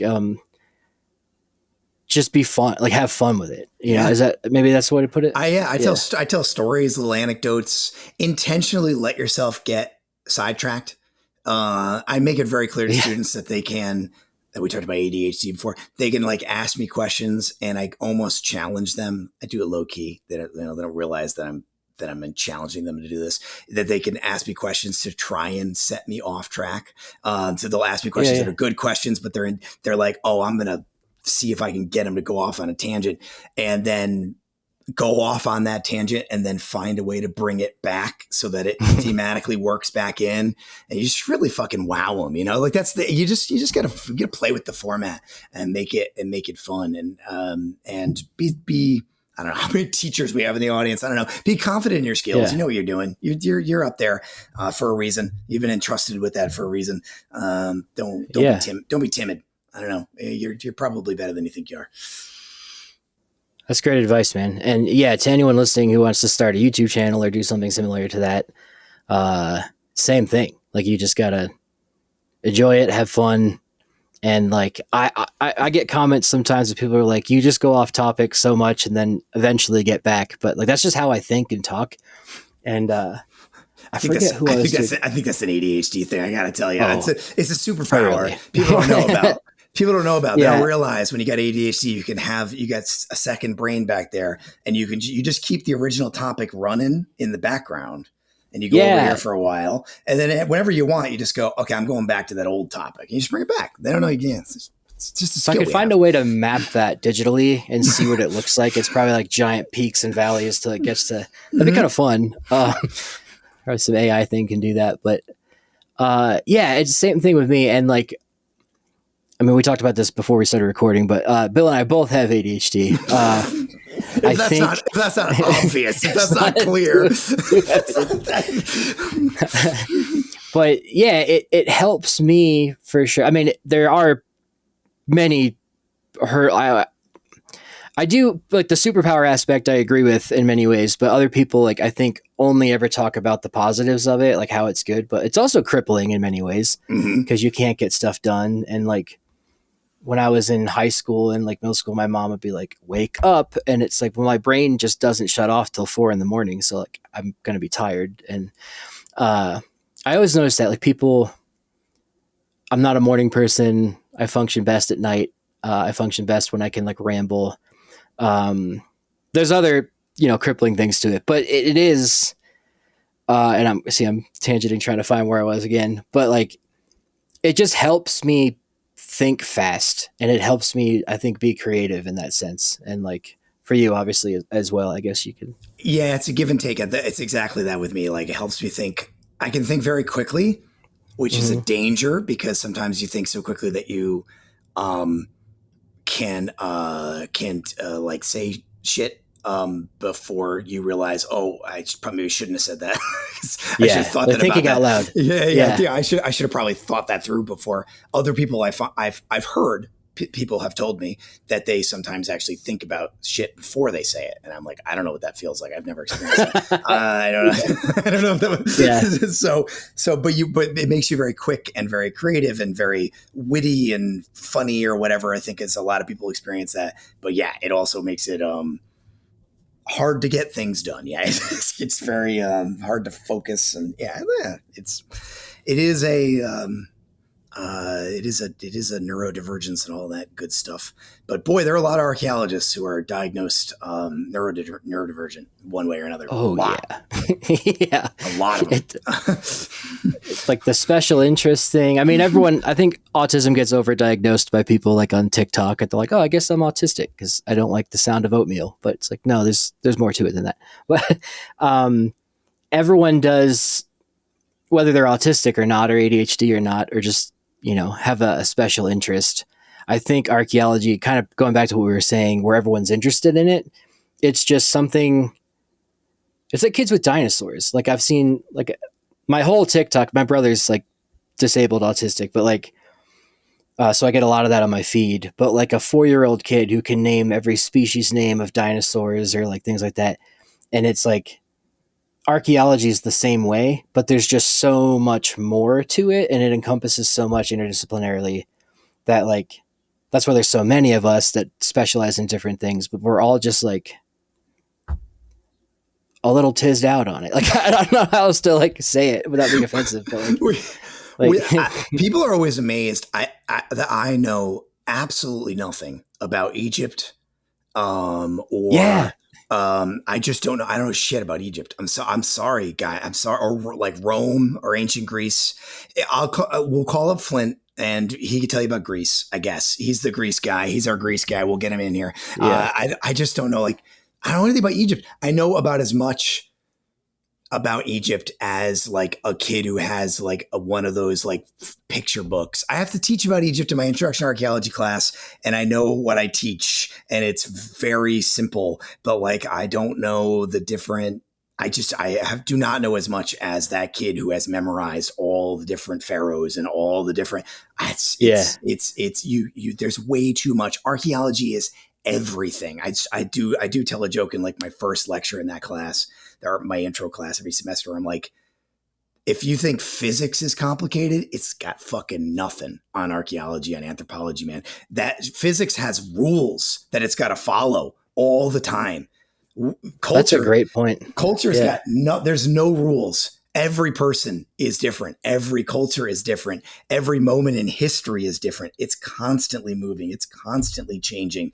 And we can't see most of it. We're looking at it through that lens of time, and it's wildly complex. And every one of us is just trying to understand this tiny little bit of it. And then we're all putting those little puzzle pieces together. And boy, that puzzle still has a lot of empty space, a lot. Yeah. And I'm sorry to Graham Hancock's over there. Yes, it's true. There's still a lot of the puzzle that we don't know. And we're not going to dig up all of Göbekli Tepe tomorrow with dynamite. That's not Graham who wants us to do that. That's fucking Corsetti. Corsetti. That guy's a troll. I fucking hate that guy. He's worse than Graham by a lot. A lot. But when you just blow it up with dynamite, but maybe not. But we're going to learn about it slow, and we're going to learn about it good. That's what we do. That's how we do it. I got more on Graham and do Dunker there too in a second, but I had said this on I think it was like one of my first threads that I posted. I was just being like funny, but like I studied behavioral ecology. I guess that's the basis of my like paradigm understanding of the world. And then with that, I was able to connect the dog, hunter-gatherer, caloric stuff, and like, oh, domestication makes sense in that way. But I don't know much about Egypt in the same way. I have some points I can say, and then I'm like, I would refer to this person, and then, but someone's like, but Zahi Hawass is like, a nationalist. I'm like, well, I don't know. Ask Flint, but like, or Raven. Yeah, Zahi Hawass. That guy seems like an asshole. I don't know. I don't know anything about Egypt. Yeah, exactly. His Rogan interview didn't do him well. I'll say that. I literally don't know. People say that he's a great guy and he's so smart, and then people say he's a nationalist and he's a huge asshole. I don't know. And people ask me all the time, what do I think? And I'm like, I have no idea. I don't know the guy. Yeah, I don't know him personally. Yeah, so it's hard to say. But where I was going with that is like, I wouldn't, in the same sense, you wouldn't ask your doctor, like you wouldn't ask your ENT to take a look at your ankle, or like fix your sprain, or your dentist to look at your ankle. And I'd posted that on Threads, and like I got a lot of people laughed, but then someone was like, I'd argue no though, because like you should have a baseline understanding of Egypt and stuff like that too. And I was like, that's a fair point. So I'll amend that. I think that was who said that to me? I'll remember in a second. Doesn't matter. But Sebastian. There you go. Sebastian Weatherby. Good point. Where is I going with that? Yeah, like I can have a baseline your dentist has a baseline understanding of your body, how things heal, medical stuff. So they can probably tell you, hey, bandage it, wrap it up, go see a like orthopedist or something. But like, yeah, when people, how would I phrase this? I went on a podcast a few months ago where they just chat GPT'd archaeologists that would be good on a podcast. And apparently that's how they found me, which I tried to type that in and I didn't find me. But there was questions about dogs. Yeah. And then they asked me about the pyramids and things like that. And it was a great podcast. I had fun, but like, I just kept prefacing like, I'm not an Egyptologist. I don't know, but here's my best guess based on what I understand. And like, then I always try to shift it to like, what interests me about Egypt is like, the cultural aspect, and this like always diverts the conversation and I skate away from it. So sorry if I've done that to you. But like, why is the pyramid so tall? Why did a pharaoh get such a unique burial? But like, why did the Neanderthal only get, he just flexed in the burial with no grave goods and things like that. And like, I kind of talk about how archaeology makes me think in that sense, where I'm less worried about the kingdoms and who Khufu was or the Hittites or something. But like, I am interested in like, the power dynamics or like the social structure and like why does that make sense? Like things like that? You're right. I think you're correct. And I would push back, I think, on this idea that, well, all archaeologists should have like a baseline knowledge of Egypt as being equivalent to that doctor metaphor. Because I think what you're talking about is what I would argue is the right answer. When we say that one doctor has that baseline knowledge of like the systems of the human body, and so they know that, but they're going to refer you to a specialist for a particular ailment. But yes, they do understand how the nervous system works. They understand how the immune system works. They understand how to bandage an injury or something. But they're a dentist. They're not going to tell you how to fix your broken toe. That's that. I think that's what as archaeologists what we all share is that understanding of you mentioned HBE before, human behavioral ecology as being that kind of theoretical kind of identity for yourself, right? We have theory and we have method and we have ethics, as any discipline does, and we share that, right? We share a shared understanding of how we think about archaeology, how we do archaeology, and how we approach archaeology, how we practice it ethically, morally, and so when you're right, somebody wants to ask you a question about Egypt. I don't know the different pharaohs, but I'm immediately interested by questions of burial practices and why do we see these huge systems of hierarchy here where elsewhere we don't. That is an archaeological question, right? That's a question of theory, and we can answer that question anywhere. People bury people everywhere, and they do it differently everywhere. And so that's a universally interesting question to ask anywhere. You don't have to actually know anything about the individual pharaohs. You can bring that question as an archaeologist and be informed about it to Egypt, and then learn the culture history of that place. That's kind of the later part, right? That you just kind of pick up as you go. You go, all right, I want to ask questions about burial practices as they relate to hierarchy. What does that mean? I'm going to go and study the pharaohs, but I'm also going to go look at, like, how do people bury the dead not of elites? How do they bury the dead, just in just normal villages out, off the Nile somewhere? And I bet those look pretty different. Maybe those look a little bit more like those Neanderthal burials you mentioned before, or a burial wherever, somewhere else in the world, somewhere in Turkey or somewhere in North America or somewhere in China or wherever. So I would argue that that's actually that shared systemic thinking, the way that a dentist and an orthopedic surgeon share a baseline knowledge of the systems of the human body, as opposed to needing to know the baseline culture history of every part of the world. Because I guarantee if you push and you said, which parts, do you know that culture history, the pharaohs or whatever, about every single place in the world?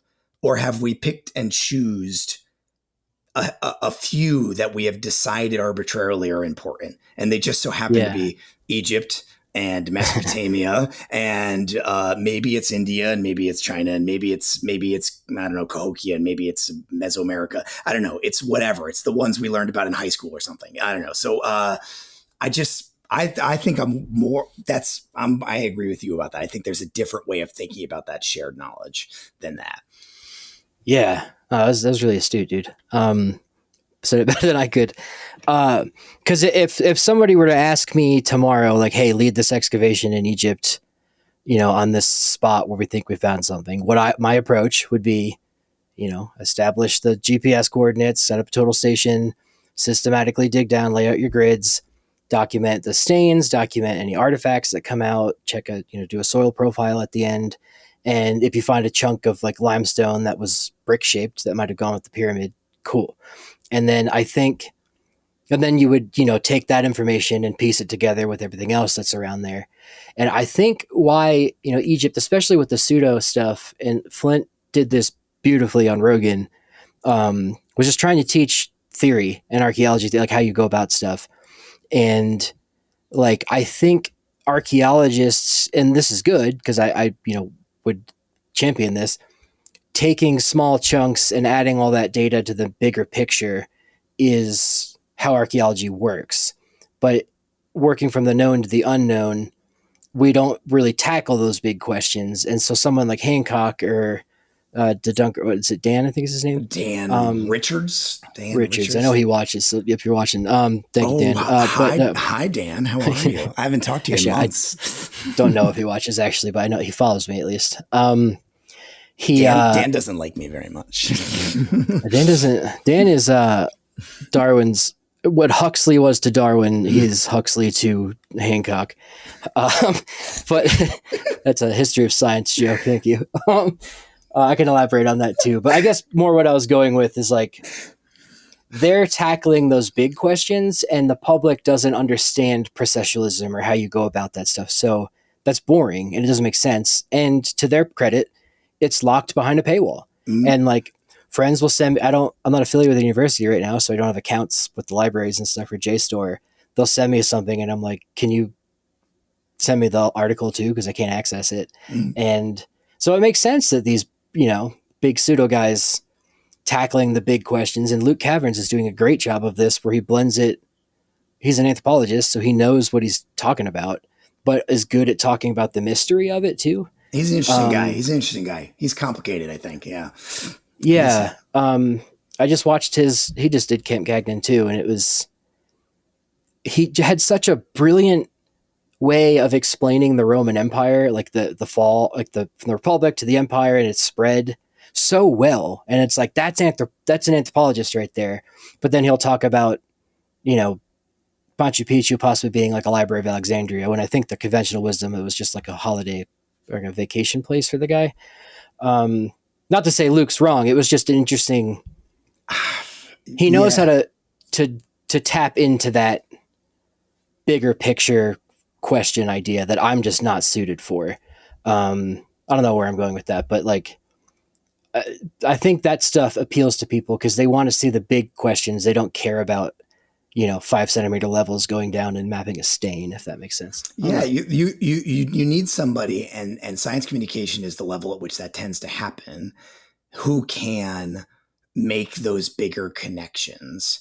And it's hard to do because theoretically, I think archaeology has been in a place for a long time of, not to start throwing around isms words at us, right? But like relativism and particularisms, right? Where we are looking at explanations that are pretty local, right? Where we're kind of, we're skeptical of big universal truths. And I am. I mean, that is the kind of paradigms that I consider myself a part of. I'm pretty skeptical of big universal truths in general. Yeah. That doesn't to me mean that you can't make compelling arguments to the public about the broader meaning of things, but you have to be convincing, and you have to somehow make a convincing argument that doesn't rely on this pyramid, this volcano is literally a 25,000-year-old pyramid.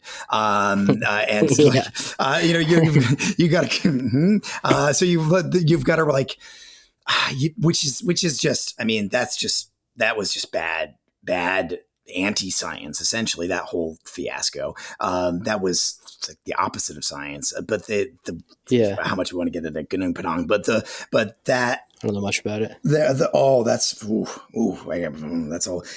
a Graham connected sort of thing. But I'm sure Dan has feelings about that too. But there, I have a YouTube video about that. A couple of them about that. It was a paper that got published because people won't know what the hell I'm talking about. It was a paper that was published in Archaeological Prospection that was about a buried supposed pyramid in Indonesia that was supposed to be like 20,000 years old. And it was not that. It was not. And the paper was very, very bad. And Flint and I both argued that it should probably get retracted. And we got interviewed by like The Guardian and like Nature and stuff. And then the paper did end up getting retracted. And but this was a site that was featured in Ancient Apocalypse, and Graham Hancock even gets thanked in the acknowledgments of the paper. And it's a peer-reviewed journal. It's like a real journal, like a good journal. But they sort of snuck it through peer review, and the paper ended up getting retracted. And it was it was an interesting arm in all of this. What the hell were we talking about before that? Oh yeah, I don't know. Egypt and Dan. Yeah. This is we've seen the ugly side of ADHD, but you don't have to I don't think you necessarily have to make these big grand announcements about Atlanteans discovering the whole world to get people's attention. Maybe that's the whole theme of this discussion today. There are ways to make passionate, powerful arguments about real archaeology people engage with. I've been in rooms with people learning about the boringest ass archaeology from our local backyard, and people are enthralled. They're fascinated, right? Like, they do not need it to be about the pyramids always. And God, doesn't it get boring just talking about the pyramids all the time? Don't you want to hear about other stuff? I don't know. People do, I think, so. Yeah. No, that's a great point too. I have plenty more questions for you too, but to harp on this, but another thing in terms of like systems and bigger picture and like the cultural aspect of stuff, like asking your boyfriend if he thinks about the Roman Empire. That was like a meme like a while ago. And like, I thought about it, and I do think about the Roman Empire every day. Not like in the. I do not. I don't think I do. Really? No. So I guess maybe you'll follow me here.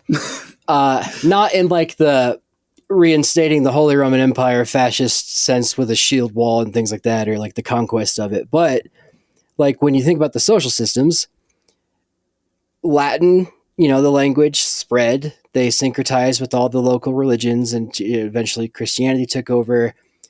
Romanian, Portuguese, Spanish, and Italian, all are Romance languages. And then the entire, Western hemisphere is, the Latin world, essentially, except for North America. Well, I guess Canada by extent is French. But Latin America, Portuguese, French, Spanish, all spoken down there. Like all of those people, and especially being Catholic, are an extent of the Roman Empire today. Whether it's not led by Nero and Rome, but like that Roman culture has spread everywhere, and it's like the basis of our laws and things like that. So in that sense, I do think about the Roman Empire every day. And like, that's more of like the anthropological take to me. Whereas I think a lot more people are just more hyped on the shield walls, or like, how a ballista worked and things like that. And all that to say, that's where my brain goes. And I think we got to find a way to like shift people into thinking more like that. Maybe, I don't know where I'm going with that. I mean, I think there's That's a lot. My soapbox. I think there's a lot there, because my suspicion is there's more men out there thinking about the Roman Empire the way you are than we pretend. Like, yes, sure. Are there guys with like fashy ideas of the shield wall or whatever and whatever? I mean, we've hit another one of my special interests, right, which is like perceptions of masculinity as it relates to archaeology and heritage. I think that stuff is both fascinating and scary and wildly important. Wildly important. One of the most please elaborate on that. Yeah, one of the most important things. Like, just, I don't know. We think about like, I don't know, just read every tweet Elon Musk has written in the last year, and how many of them relate to bad perceptions of history and archaeology. A lot of them do. A lot. It's amazing how often he talks about the Roman Empire or shit like that, and he's always wrong, right? He's always saying something stupid. He's always saying something stupid as hell, right? It's like there's this perception that men create a lot of our identity from our perceptions of history. But the trick is that everybody does that. I think everybody does that. I think that's not a man thing. That's a human thing. And what men's emotions are already so policed. We're already told so rigidly how we're supposed to feel and how we're supposed to think about things. So when we're as children, we're sort of taught like, don't think about things this way, think about things that way. So somebody gets interested in the Roman Empire and they start to think, man, isn't it neat how Latin influenced all these languages today? And then they might go, ooh, does that make me gay? I'm going to go, right. So, right. Like, I'm saying like, it's like I'm joking and also not, as opposed to, what's a safer place for me? That let's talk about that shield wall, baby. Let's talk about them big pointy fucking spears. That doesn't make me gay. Thinking about those big long spears. That's a real straight way to think about it. I'm like joking, and I'm also not. Like, I don't mean to be like weirdly Freudian about it, but it's like, no, we're kind of as this is, I say we as in literally just the two of us. Like, as boys and men, we're told very, very concretely as kids, there are ways as boys, there are ways that you can think that are okay, and there are ways that you can think that aren't. And we got to crack that oyster open for boys and for men to say, it's actually fine. First of all, it's fucking fine to be gay, but also it's fine to just be intellectual. It's fine to think deeply about stuff. It's fine to find stuff fascinating. It's good, actually. It's actually pretty fucking hot. It's actually pretty sexy. And actually, like, whatever kind of person you're into, they probably think that's pretty hot. Like that. So don't, if you're thinking about the Roman Empire every day, however you're thinking about it is okay, as long as it's not, leading you down a road to want to overthrow the government and install a fascist dictator. As long as it's not on that road, it's fine. Actually, it's fucking fine. Think deeply about shit. Be excited about stuff. Read weird books. Vibe out. I don't know. That's my advice to men. This is my lefty advice to men. Vibe out and think stuff's cool. Don't accept this notion that you have to be pissed off all the time and also be boring and stupid. You're not boring and stupid, and you don't have to be. Think about language sometimes. Think about culture sometimes. It's cool, man. There's cool stuff out there. Yeah. How like, what are some other ways that manifests? I'm kind of interested. Or like, what got you into that? Oh God. I think of everything we've sort of talked about, like probably that's one of the things that's maybe just the most personal, just like in terms of, and I don't mean like in that it's not something I want to talk about, just my own experiences as a kid, just being like like a Catholic boy in a kind of conservative, community, and just, I don't know, feeling like if I sort of expressed my emotions, that I just get my ass beat, that held me back for a long time. And some point, probably in college or so, was like the first time I started to kind of recognize, I can actually but I wasn't any less curious than I am now. I wasn't any less smart than I am now. I just repressed that shit. I just kind of kept that stuff inside. And at some point I hit some kind of level of maturity and confidence that I just couldn't hold that back anymore. I wanted to learn stuff, and I wanted to tell people about it. I didn't want to just keep it inside. I didn't want to just think about the Roman Empire. I wanted to tell people about the Roman Empire. And I wanted to tell the corny stuff, not just the cool stuff. That was good. That made my life better in literally every way. It made me more interesting. It made me more appealing. It made me, it literally didn't negatively affect me at all. And I just think there's a lot of guys that are really tight. They're holding in a lot because they don't want to let themselves out there. And that's how you end up in really scary places like on the internet, and you end up believing stupid shit about history. And you start reading Elon Musk tweets and think maybe that guy's kind of cool. I don't know. Maybe that's Yeah, I thought he was pretty cool until the last 2 years. Yeah, I think everybody did. I think that was a pretty universal experience. Yeah. But did you watch the elephant graveyard video on Rogan? Elephant Graveyard isn't just me. People know who these guys are.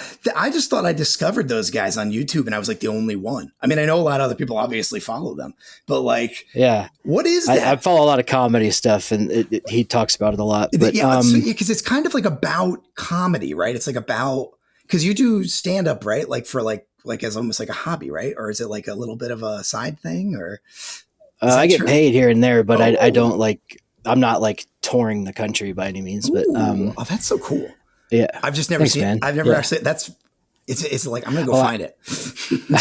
I don't post it because I'm trying to sell this book, but also a lot of it's like it's just such a hard spot because I have such a following on Instagram. It's about dogs, and I just posted like an emotional thing about Goodall yesterday, and then the next thing I talk about is like me shitting on Netanyahu or something. Like I don't want to post that, but what I'm doing with it is working, joke structure, how to make jokes, how to write jokes, tell jokes. And like, sometimes it's political, sometimes it's just, goofy. But so that I can get to the point, cause I want to make a special on the history of dogs. It's like comedy. So using the basic joke writing and doing the popular culture stuff as jokes to like get comfortable, and then like I'm trying to work on that. That's my end goal, I guess.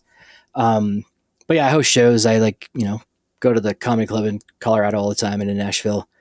It's very fun. And I will say too, like you only have 4 minutes at a lot of these places too to do your set, so there's not a lot of time to explain super complex. Like I try to make a joke about A. Nasir's copper, and like the writing was invented to give you a bad Yelp review, like that like kind of thing, with him. And it's hard to like get up there and explain the whole history behind it and then get to the punchline, you know?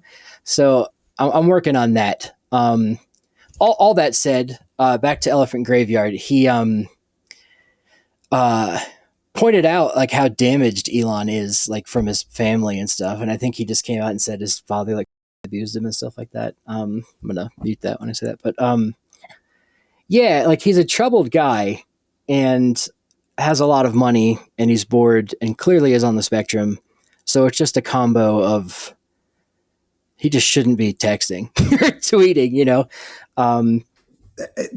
He should be busier. Why is he not doing his job? Like it would be good for him. Yeah. If he spent more time doing his job. I mean, just staying away from Twitter, you know? Yeah. But to that point too, there's a lot of people like, to your point, I should say, where I see it in comments and stuff, just like angry, bitter dudes that like clearly, like one guy was chewing me out because I like asked for donations for like something one time. And he was like, I mean, how could you ask for fucking money or something like that? And it was just such a mean way of asking it. And I was just like, is everything okay, dude? Like in the messages. And he's like, yeah, sorry, just a bad day. And I was like, it's all good, man. Like, I'm not going to take it personally. And if anything I post about, Spanish versus indigenous relations and things like that, it's immediately hit with like Spanish nationalists who are like just so angry and bitter. And in the same level too, there's like rightfully angry people that are like indigenous Mexicans and things like that will own like anything I say. It's like, how would I say it? Like we shouldn't listen to this white guy talk about it. Like he's a colonizer and things like that. And like, would you rather me not talk about, your history? I don't know. It's like, it's hard to grasp. So there's just angry, bitter people on both ends. It seems to be more on one. But like college did that for me. Anthropology. Like I was like, okay, here's a place where I can be myself around other people who aren't very religious. I can talk about evolution. I can talk about primates. I can talk about rocks. And it was just a safe space for me in that sense to use that word. And like, that makes sense. And I just wish more people could find that. And I guess maybe Hancock panders to that in a way, not purposely. I don't know. Just kind of talking. I think that story about reaching out to the guy in the comments being like, are you all right? And he just was like, oh, sorry, I'm just having a bad day. That's a wild story. That's a wild story. I mean, in like a powerful way, like these people who just do not have connection. Right. And they're so isolated and and this is not to excuse people's behavior. Like that guy was being a fucking dick. And like, but it's telling that somebody just reaching out and being like, hey, I'm going to treat you as not an anonymous person for a second and say like, are you good? And they were like, no, actually I'm not. I'm not good. actually I'm not, is kind of sort of is pretty powerful. And I do think that's, folks who are online and who are, and I do think some of these pseudo people are absolutely doing this on purpose, they are utilizing these kinds of, they're taking advantage of these kinds of like echo chambers of like fucking hate, fucking rage, right? They're tapping into that because it drives clicks, man. It makes money. I think Corsetti's that kind of a guy, right? Like, I think that's what he's there for. I think he's very smart. I think he knows how to drive clicks. And I think he knows how to say the stuff that pisses people off and how to he's a professional troll. Yeah. He knows how to pick a target and aim a group of people at it in a way that is getting them to click on his videos over and over and over again and put money in his pocket. I think he knows how to do that much more so than like any of these other guys are doing. Like he's like kind of prototypical example of that. And I think that there's he's really tough for that. So that was just sort of the end of it, was just that this sense of rage that is there. And I think it's a community effort for everybody to somehow tackle that, this kind of rage that's out there. It's a world problem, frankly, to try and tackle. But for us as like archaeologists, what do we do about it? We all have to do our like own little part. The only thing I can think of is that a lot of the times history, bad history, sort of heritage stuff is tied up in this. You can find that Roman Empire shit, right? Oh, the Romans did this. They were so tough and they were so mean. And they never worried about their emotions. They never did gay shit, like whatever. It's all bullshit. It's all lies. It's all fake. So that's a place where I'm like, oh, that's a place where maybe I can do something because I can actually speak about that, right? I can't fix this problem by myself. I can't. But I can find a place where my skills and knowledge can do something. And so that's what I would suggest for everybody is where's a place where you can do something towards any we can only fix the world problems with a community effort. So you got to find your place in that community effort. Yeah. Shout out Jane again. But what along those lines too, what got you into anthropology and archaeology? Oh, I was not one of those people. I didn't even know what archaeology was till I got to college. We keep coming back to this idea of college as being this kind of like special place. And there is this kind of sense right now, like, oh, don't go to college. It's a waste of time. It's a waste of money. Yeah. And obviously college is not for everybody. It's not for everybody. I get that. But there are affordable options for college, right? Like I teach at a college that's not very expensive. Don't shit on those places. Check those places out. They could be really beautiful places to learn and be in those senses of community. I didn't know what archaeology was. I was going to be a journalist. I was a journalism major, and I took an intro to anthropology class with the guy who was the state archaeologist of Connecticut at the time. And he's still around. And he's actually now like a good friend of mine, which makes me feel weird feelings all over my body. But he's a wonderful speaker and lecturer, inspiring, wonderful teacher. And I just was like, I want to do what that guy does. And I always loved history, but I didn't know you could do history in a way that was like outdoors. I was like a Boy Scout. Yes, exactly. Yeah, I was an Eagle Scout and all that shit. So I was like, I went out on a dig. I did a field school that summer and I just fell in love with it and started doing it professionally. Worked CRM a little bit, worked for a tribe. I actually did tribal archaeology for several years through college. And then I went to grad school and went to more grad school. And I fell in love with teaching as well. And that's sort of how I ended up doing it. It was really truly being inspired by a teacher, a guy named Nick Bellantoni, who also early science communicator, not a big YouTube guy, but if you look him up, he's got you can find videos of his online, and he just made really cool lecture about vampire burials in New England. I don't know if you want to put something if you want to throw links down at the bottom, there's YouTube videos of him talking about it. Oh my God. Fascinating guy. I love Nick Bellantoni. I could send you that's a long name. I shouldn't send you how to spell it. Sure. I looked it up and put it here. It's such a similar story, man, because it was the same thing for me. And especially post-COVID, like my cousin graduated high school in 2020 and then started school at Binghamton. And she was like essentially locked in her dorm and couldn't go anywhere. That meals were provided like saran wrapped and stuff. And like, must have been a miserable, almost like gulag experience. So I can see why a lot of people, especially with not getting money for your degrees now, or like what Mom Johnny's been preaching, like an Andrew Yang to extent too, like college isn't paying off for a lot of millennials and Gen Z people. I get that. But at the same time, I'm very fortunate. My parents forced me to go to college, paid for it. And because of that, I kind of felt guilty, like they were paying for it, but like I got to not fail. And then in that, I failed. My first semester was really bad at school because I wanted to start with history. And just my extracurricular, your GPA or the GPA, like the classes you have to take to get your degree that aren't part of your major. Like your gen eds, general education. Gen eds, there you go.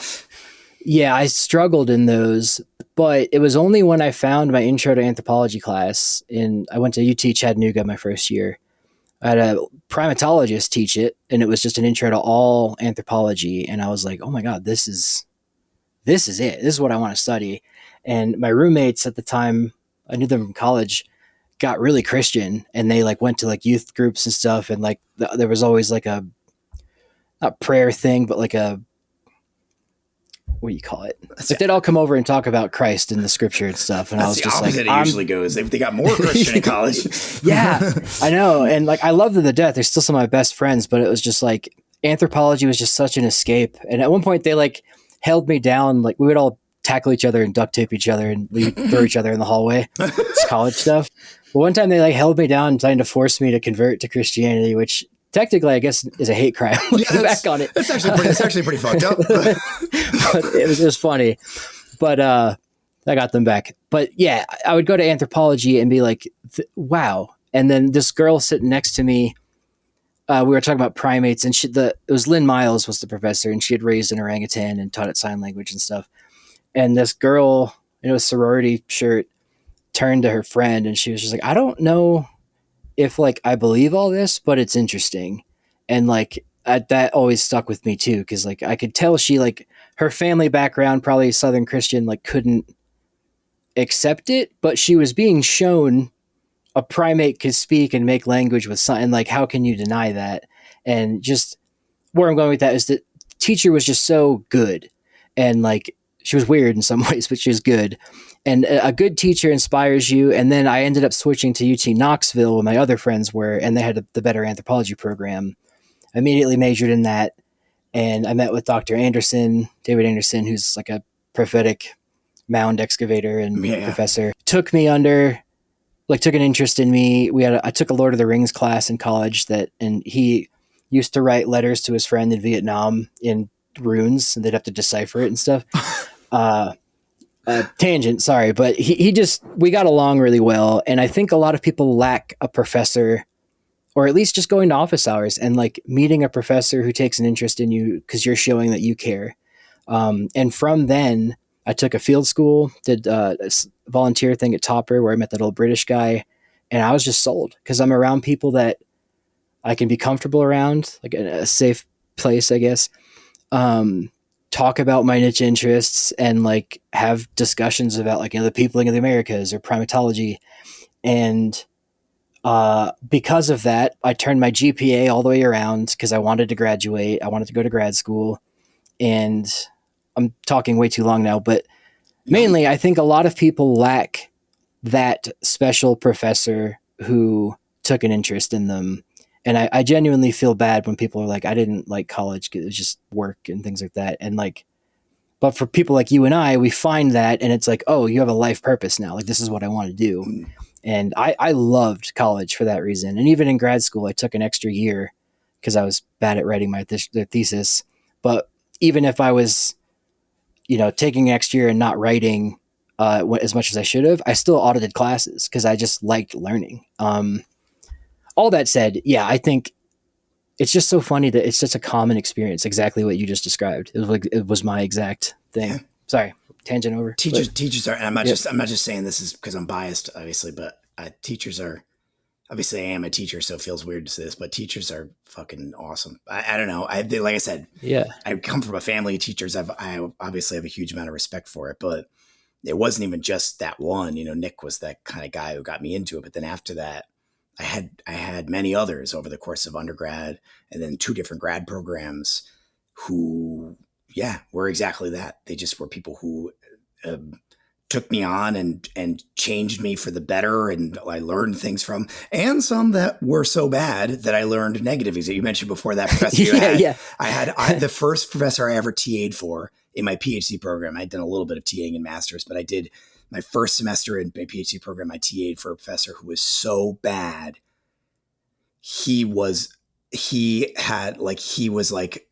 Sounded like what you mentioned before. He was like, I want to torture the students. I think it's very important that the students experience stress and pain.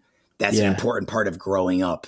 And I was like, I am so fundamentally opposed to that idea that it shaped my teaching. 100%. It shaped my teaching philosophy in a negative way, to the point that to this day, I'm like a huge pushover. Like, I don't like the idea of causing stress to my students at all.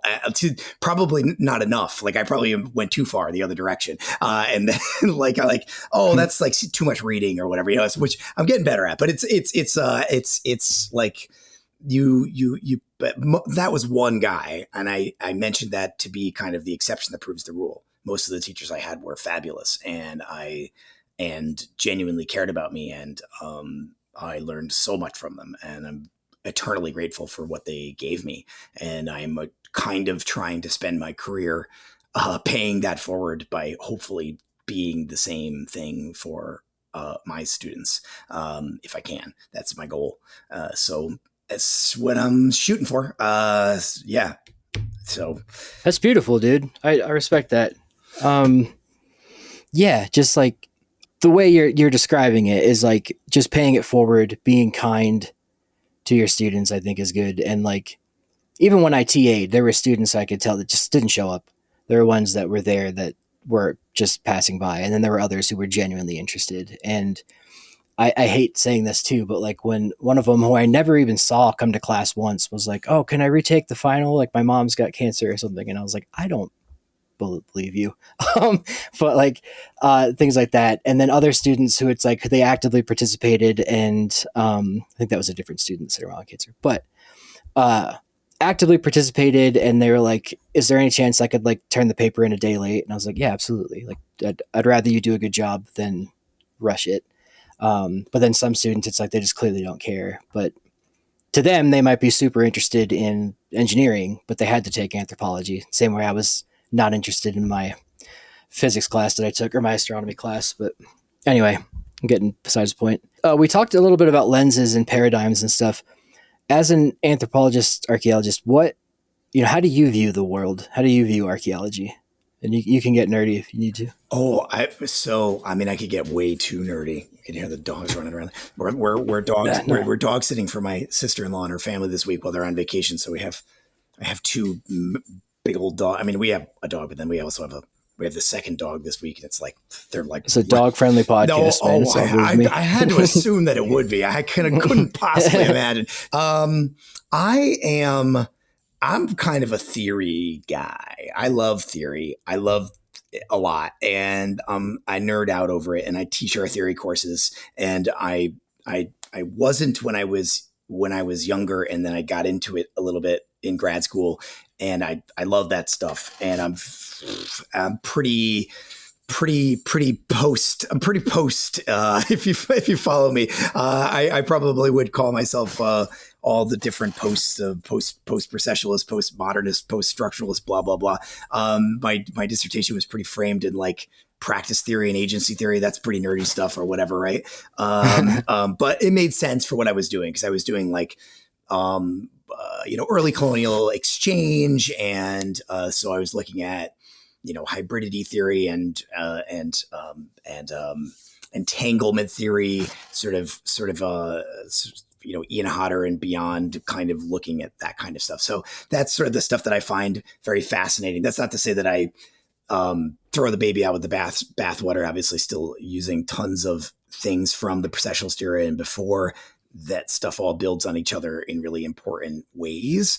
But I find that the time period that I work in, which is a period of a lot of pluralism and change, where you have suddenly wildly different cultures from different parts of the world living in close contact with each other, in conflict with each other, and exchanging material culture, that is to say stuff, right, very fluidly and rapidly, and adopting new ideas and ideologies and religions and languages and practices and behaviors and architecture and everything you can imagine so quickly,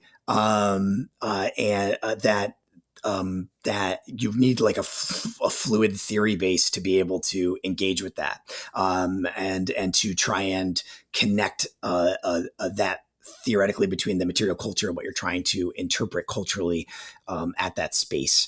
And so I've found that postmodern theory is pretty helpful for that, because it can be pretty with I'd say, kind of a processualist theory where we're looking at kind of trying to apply human universals or cultural processes to or environmentally determinist approaches to, say, an indigenous culture living in New England in, I don't know, the 1650s.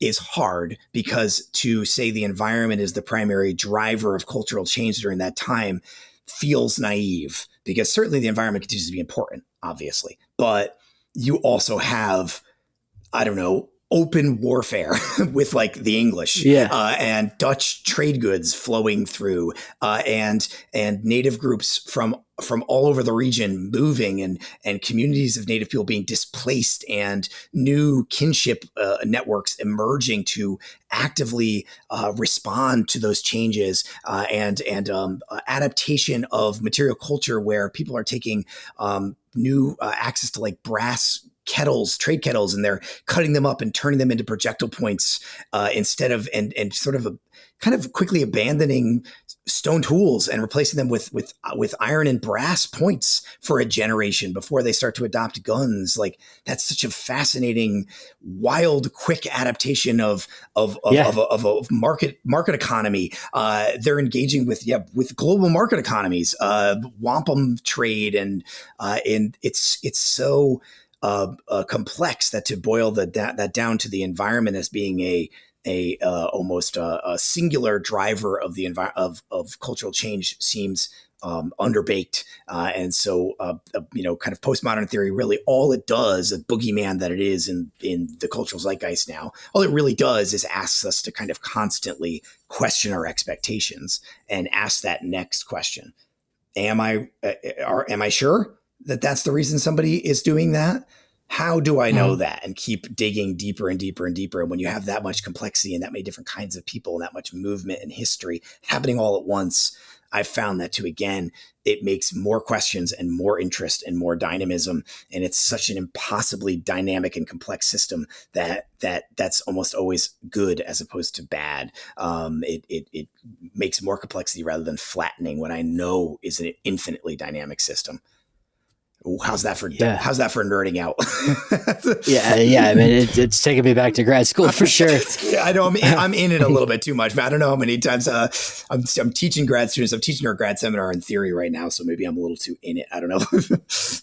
No, I get you. So what would that? I mean, not to label it as a paradigm, but like you mentioned, postmodern, post-processual. How would you define like what you just said? It's probably an extension of, like, I guess what would get called like practice theory on a it's probably drawing out of like the French social theory, your sort of Foucault's and your Bourdieu's and those kind of guys, which is the most pretentious theoretical paradigm, of course. That's the one I had to pick, of course. It's sort of drawing, I think, mostly out of that, but it's also driven, I think, a lot out of Hodder and what he was calling interpretive or symbolic archaeology, which we now think of as post-processualism, which was very much driven by semiotics and understanding of symbols and language, using sort of language as a metaphor for cultural understanding. So I always come back to that. Those projectile points, those cut brass projectile points, what symbol is being means? Why take a kettle, a perfectly good cooking kettle that you've just traded a bunch of wampum for, and you immediately take that and you cut it up and you turn it into the form of an arrowhead that you could perfectly easily make a Levana point out of chert or quartz or quartzite that you've been making for 1,000 years. Your culture has been making for 1,000 years, but now you're making it out of brass. That has symbolic semiotic meaning, right? Beyond just its function as a tool. So it has it's structural and functional, not just as a tool, but also as a cultural symbol, also as a symbol of something else, probably a lot of other things. Probably it has gendered meanings. Probably it has cultural meanings. Probably it's connected to all sorts of different aspects of what it means to be Quinnipiac, or what it means to be Pequot, or whatever it means to be that particular group. And I just find that so fucking fascinating. I can't stop thinking about it. It's my special interest. I can't get out of my head those kinds of things. Yeah. And so I'm probably drawing a lot on that kind of semiotic structural functionalist kind of thinking as well.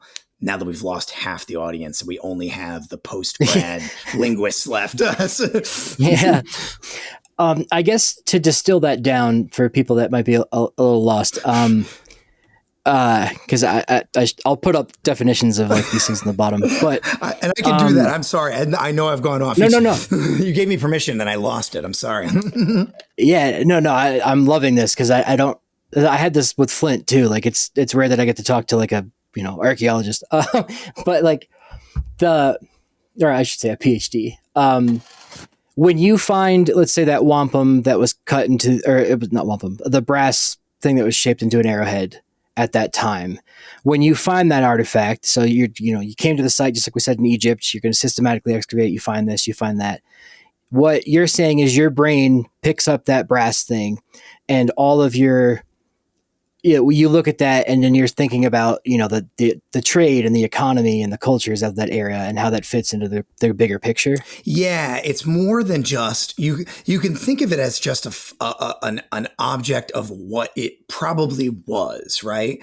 It's an arrowhead, right? It's a projectile point. Yes, it was meant to be hafted onto a shaft and fired from an arrow and used to either hunt or in a lot of cases here, maybe even in warfare, because that's a period of a lot of conflict.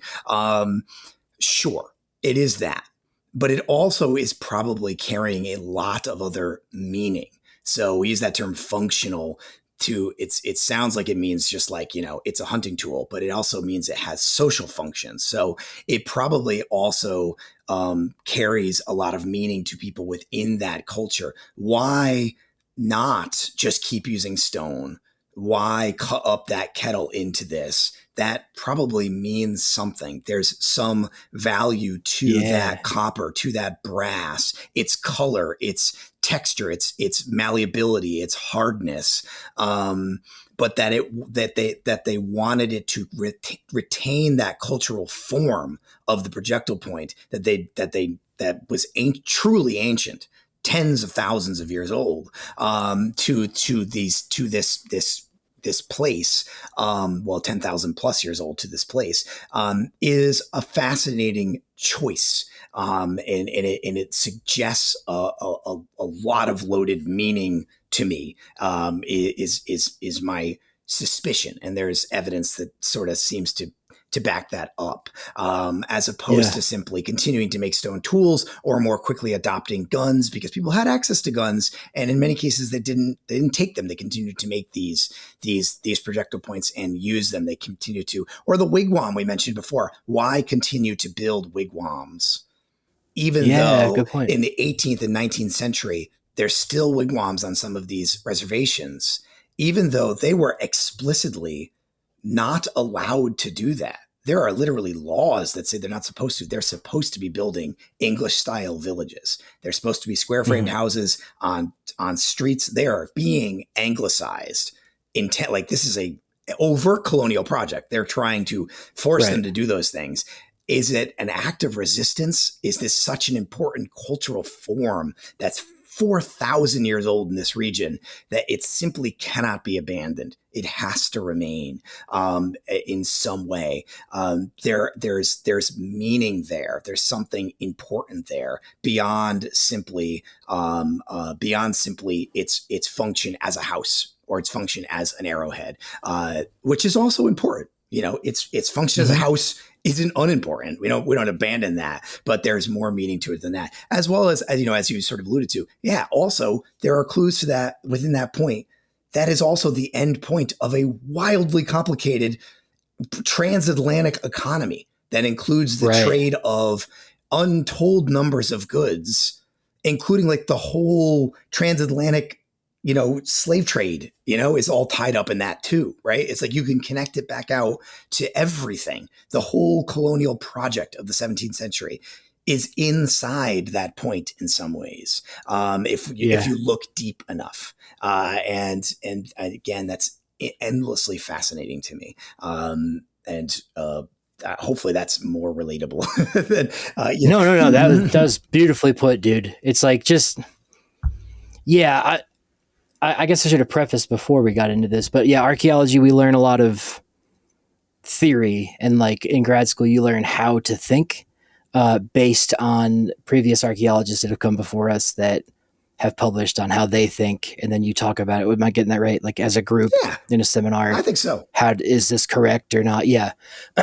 So for me, especially with paleo sites here in the Americas, and like I worked on Woodland, Mississippi and stuff. Once you get into complex civilization and like kind of like a historic period, it changes a bit. But from Homo erectus on to Clovis, right?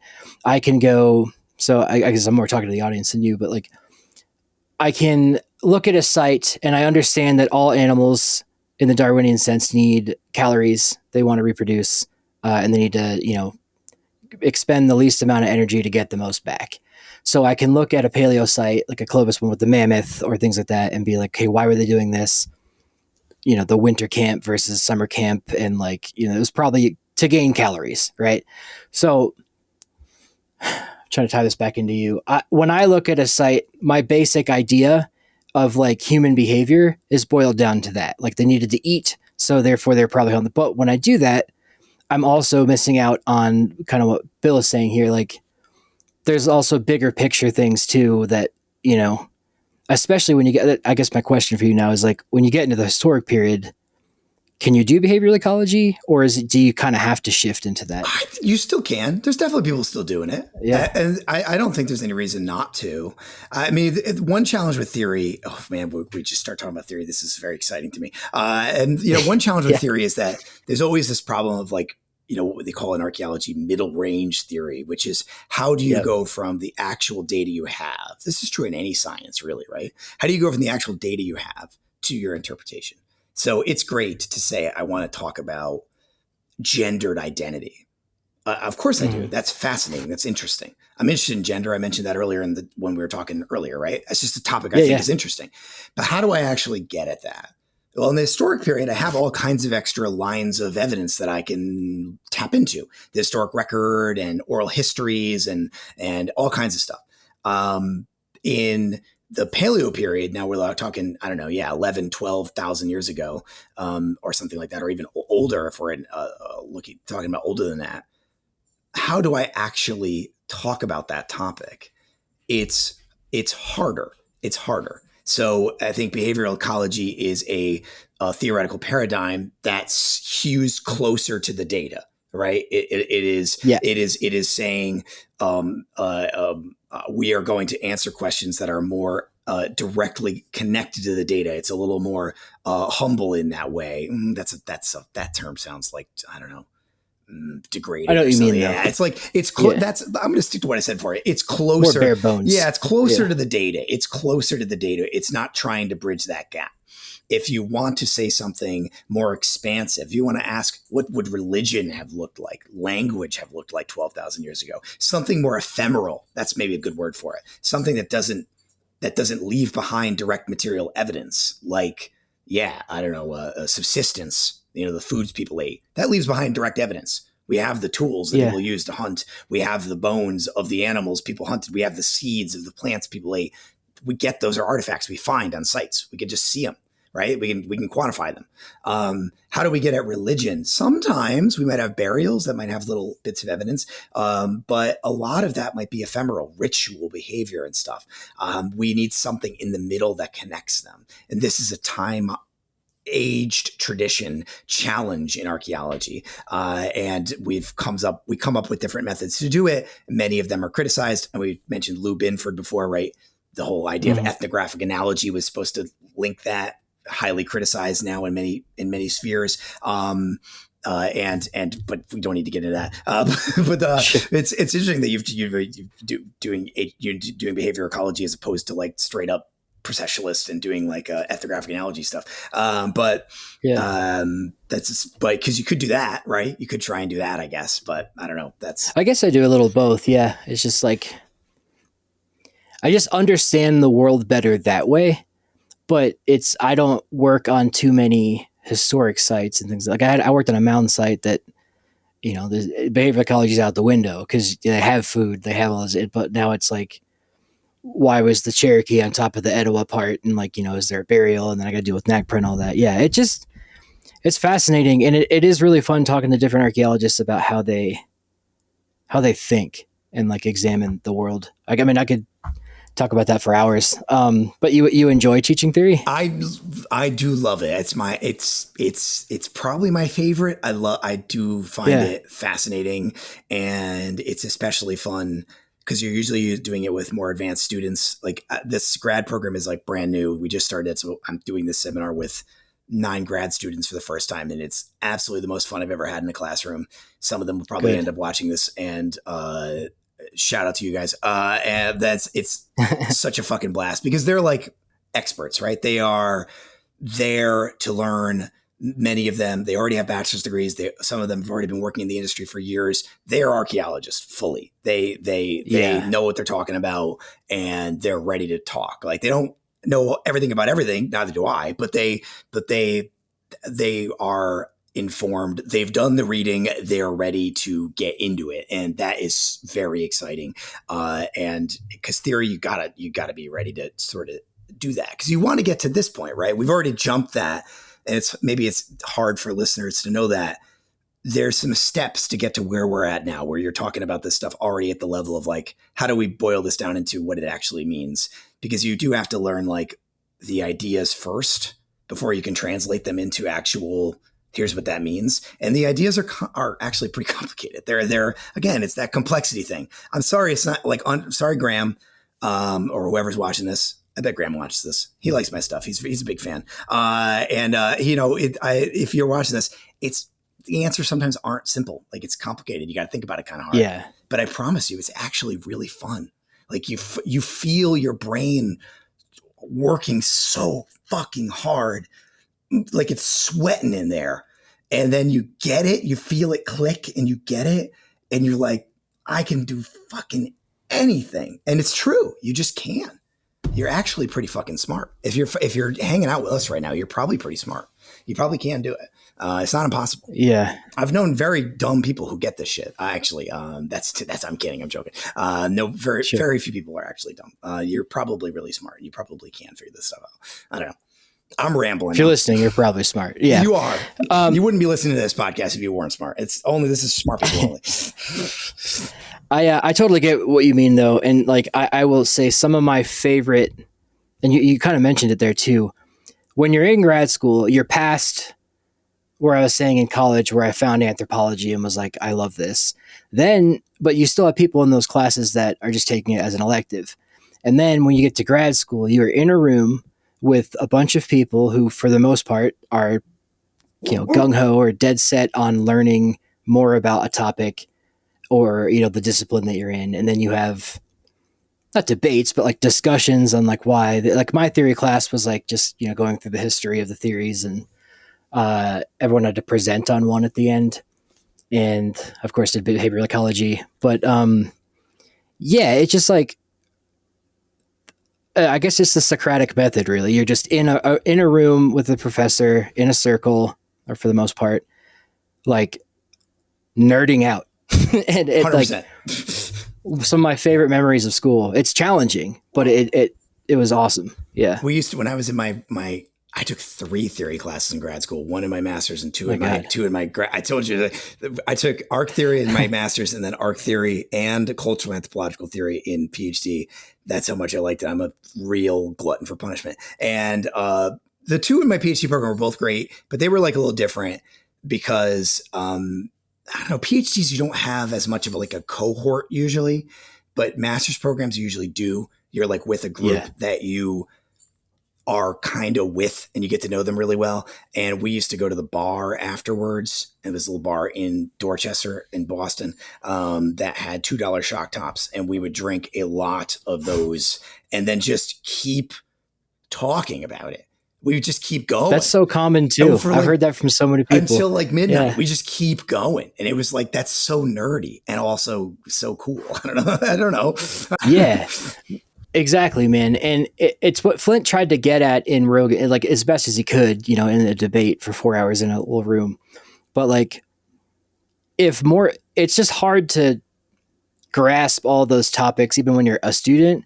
So like, we need more people out there, maybe like yourself, preaching theory and talking about it and distilling it down. Because I think if people that enjoy Hancock stuff and all that were to get into the nitty gritty of theory and like how do archaeologists think, we'd have a lot better of like a understanding. Because right now it's just like the establishment says this, but like the establishment is thousands of different archaeologists with differing opinions.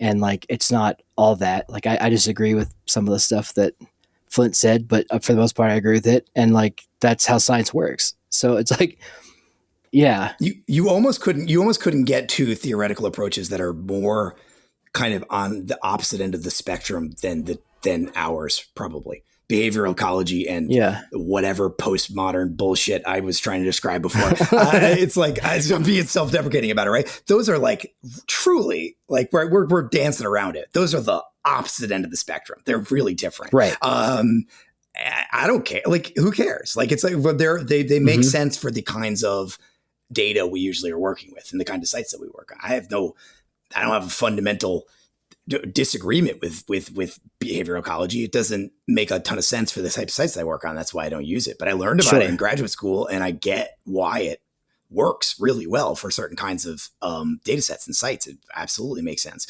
And it's like, there's this kind of there's this kind of notion that I don't know. Yeah, the establishment doesn't exist, but maybe you're onto something. Theory is like, we're all scared to talk about it because it's been boogeyman to death. I mentioned before this idea, like postmodernism is this term that literally has been like turned into a boogeyman. And it really doesn't mean like anything that you think it means. It just doesn't. It's just like a body of ideas that happens to come from a particular time period. That's all it really is. Yeah. But it is also, and you don't have to subscribe to one. Yes. Yeah, but theory is, and this is the end of the thought. Theory is also the way that we actually do that interpretation. It's actually the way that we get at those big picture questions that everybody loves. Everybody says they love about Hancock and stuff. Well, he cuts through the bullshit and he just says the big answer, and that's what I want. And it's like, well, yeah, I mean, that's actually what theory is. It's the stuff that lets us do that. That lets us get to the conclusion at the end of the paper that actually says the thing. It says, here's what I think actually happened. All that data and all that information. I think it actually means this. That's the theory is that part. And so, maybe if we made that a little clearer to people and a little less scary sounding, and we don't use all the isms, it would be good. Right. I love talking about the isms. It's fun to do that in a class with a bunch of engaged students. But yes, if you're going to talk about this stuff in public, you got to find a way to skip those words, make it palatable.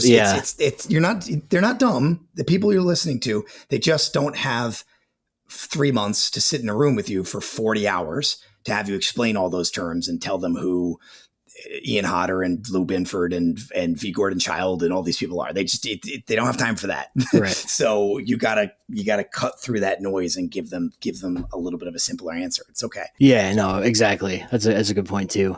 And I often say too, it's like, I'd love to do gender identity, archaeology, but like when I have a piece of deer bone and a lithic, I don't know, how am I going to get their gender, like out of that. But what is interesting with theory is you then can say like, well, actually, what if I were to get a bunch of men and a bunch of women and maybe, other people as well, who identifies differently, have them all flint nap and then systematically understand, is there a gender difference between how the stone breaks? And I think people have done that. And like, it's still not going to give you the most precise answer, but that is an archaeological way of approaching it scientifically. Based on this flake, it could be a woman. That's straight up science. That's a hypothesis, an experiment, and you test it. Maybe it works, maybe it doesn't. It's sure, it's like I don't know. Why not? And then, you get a whole debates about like gender categories as they would be in the past versus now. And it's like, that's, again, it's all, or did they even have it? Yeah. It's just, that, Yeah. but that is all a part of theory. There's nothing wrong with it. That debate is what it is. That's, again, just thinking deeply about it. And if at the end of the day, the answer becomes, I don't think we can answer this question right now, that's also okay. It's okay. That's you still thought deeply about it, and you learned a lot in the process. You probably learned a bunch of cool stuff in the process, and that's how science works from my experience. And a lot of times it's fucking cool. Yeah, a lot of times you learn something you didn't think you were going to learn. That's pretty fucking cool, actually. Yeah. I want to move on to games. Like we've been talking so long now, but I'm enjoying this very much. I am too. I'm sorry. I know I'm taking up so much of your afternoon, but like we're vibing. No, you're fine. This is the kind of stuff I like want to talk about on the podcast. So, but yeah, game archaeology, that's a big thing. Cause I think I first heard of you through a student that you came to lecture at Yale, and she told me, it was a friend of mine, that you came to lecture and I should reach out to you. And that's how I knew of you. And then we had the big chat, and then I was like, oh, okay, that's Bill. Oh, yeah. Wow. But it was about games. Yeah. Yeah. That's funny. Yeah. And then I know that you also at some point had ran into like a former student of mine who then you told me, and that I had never heard of you. This is kind of embarrassing until Larissa. Yeah. She was in my field school and was one of my students for years. And she literally was like, you know about David Ian Howe, right? Like, this is years ago. And I was like, I have no idea what that is. I'm old and I'm terminally not online. You were already quite a pretty, and she was like, oh, you got to listen to this podcast. So that when you then texted me years later, were like, oh, you know this person, Larissa? And I was like, oh, that's wild. That means she like met you, because she was a huge fan of yours at that time. Hopefully I'm not outing her here. Yeah, video games are neat. I'm fascinated by, for a lot of the same reasons I've been talking about. I'm very fascinated by the intersection of archaeology and pop culture. And because I think that pop culture is a place, obviously, that people learn about archaeology, learn about history, and learn about heritage, right? Whatever that is, this idea of like what our own history is and how it affects us, how it affects our identity.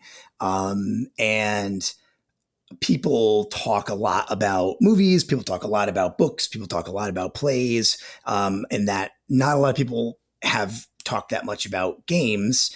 And it's also just a thing that I know about because I've just been playing games my whole life, and I've been interested in them like intellectually even since I was a kid. I was curious about them beyond just playing them. I always just found them interesting as pieces of art and whatever, culture or whatever. So when I first started making stuff online, my YouTube channel was originally called Video Game Archaeology. And that's what that's what I wanted to do first. I originally wanted to do, it was during the pandemic actually. And I just wanted to do something. I was looking for a creative outlet, and I started making essays about games that had archaeology in them, or games that had history in them, or kind of theory stuff a lot of the times, like how we could use archaeological thinking to look at video games.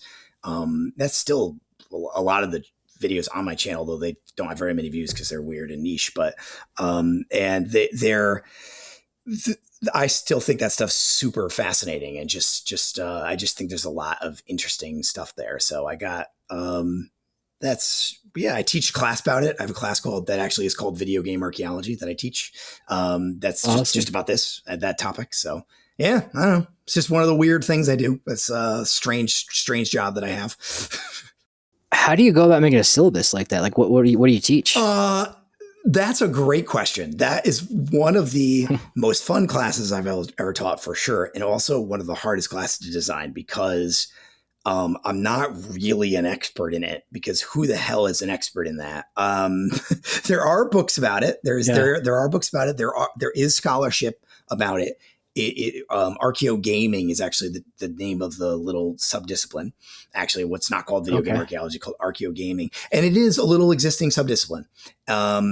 And there are some journal articles about it. There was an SAA archaeological record, which is like the Society for American Archaeology's like it's not the journal, but it's like their like newsletter. They did like a special issue about it 5 or 6 years ago. So it exists, but it's a very small little niche thing. So the course ended up being kind of like an introduction to like game studies more broadly. So we talk a lot about like the culture of games and how games are made and how they're criticized and how they influence culture. And then with kind of archaeology as being kind of a special focus of it. And we used like several games as texts in the kind of broader term of that way that word is used. I didn't have any textbooks in the class. The readings for the class were almost all not actual readings. They were either like video essays about video games and history or whatever, and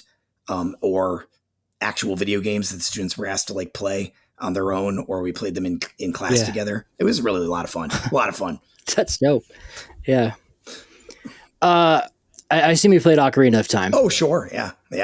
Yeah. I mean, if you haven't, I'll kick you off the pod. But ZELDA in itself was designed by, is it not Koji Kondo? What's his name? Shigeru Miyamoto. Yeah. Who actually it wasn't Miyamoto. It was the other guy who helped with ZELDA. I'll remember in a minute. Japanese fella. He would go into caves with a lantern and like explore, and he liked ruins and things like that. And every ZELDA game, I think what drew me in as a kid too, especially Ocarina of Time, is there's like this sense of antiquity in the game of like, you know, why are there ruins here, or like and then it becomes post-apocalyptic once Ganon takes over and like the Kakariko village is in ruins and all that.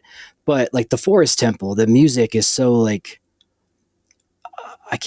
mystical, I guess. And like who built this temple and all that. And like even Breath of the Wild and Tears of the Kingdom begins with like Zelda explaining archaeology to Link. She's literally an archaeologist. Zelda is an archaeologist in those games, which is wild. Like she has like, I guess, yeah, you're right. She runs that like they're literally called like the archaeological, like the Hyrule archaeology team or something like that. It's like, she just is, that's like her job. Yeah, you're right. It's wild. Or at least just a scholar. But yeah, and then there's I think I haven't played Tears of the Kingdom in a year or two, but I usually replay them both every year. But got my I have switch right here. I have a video you might like.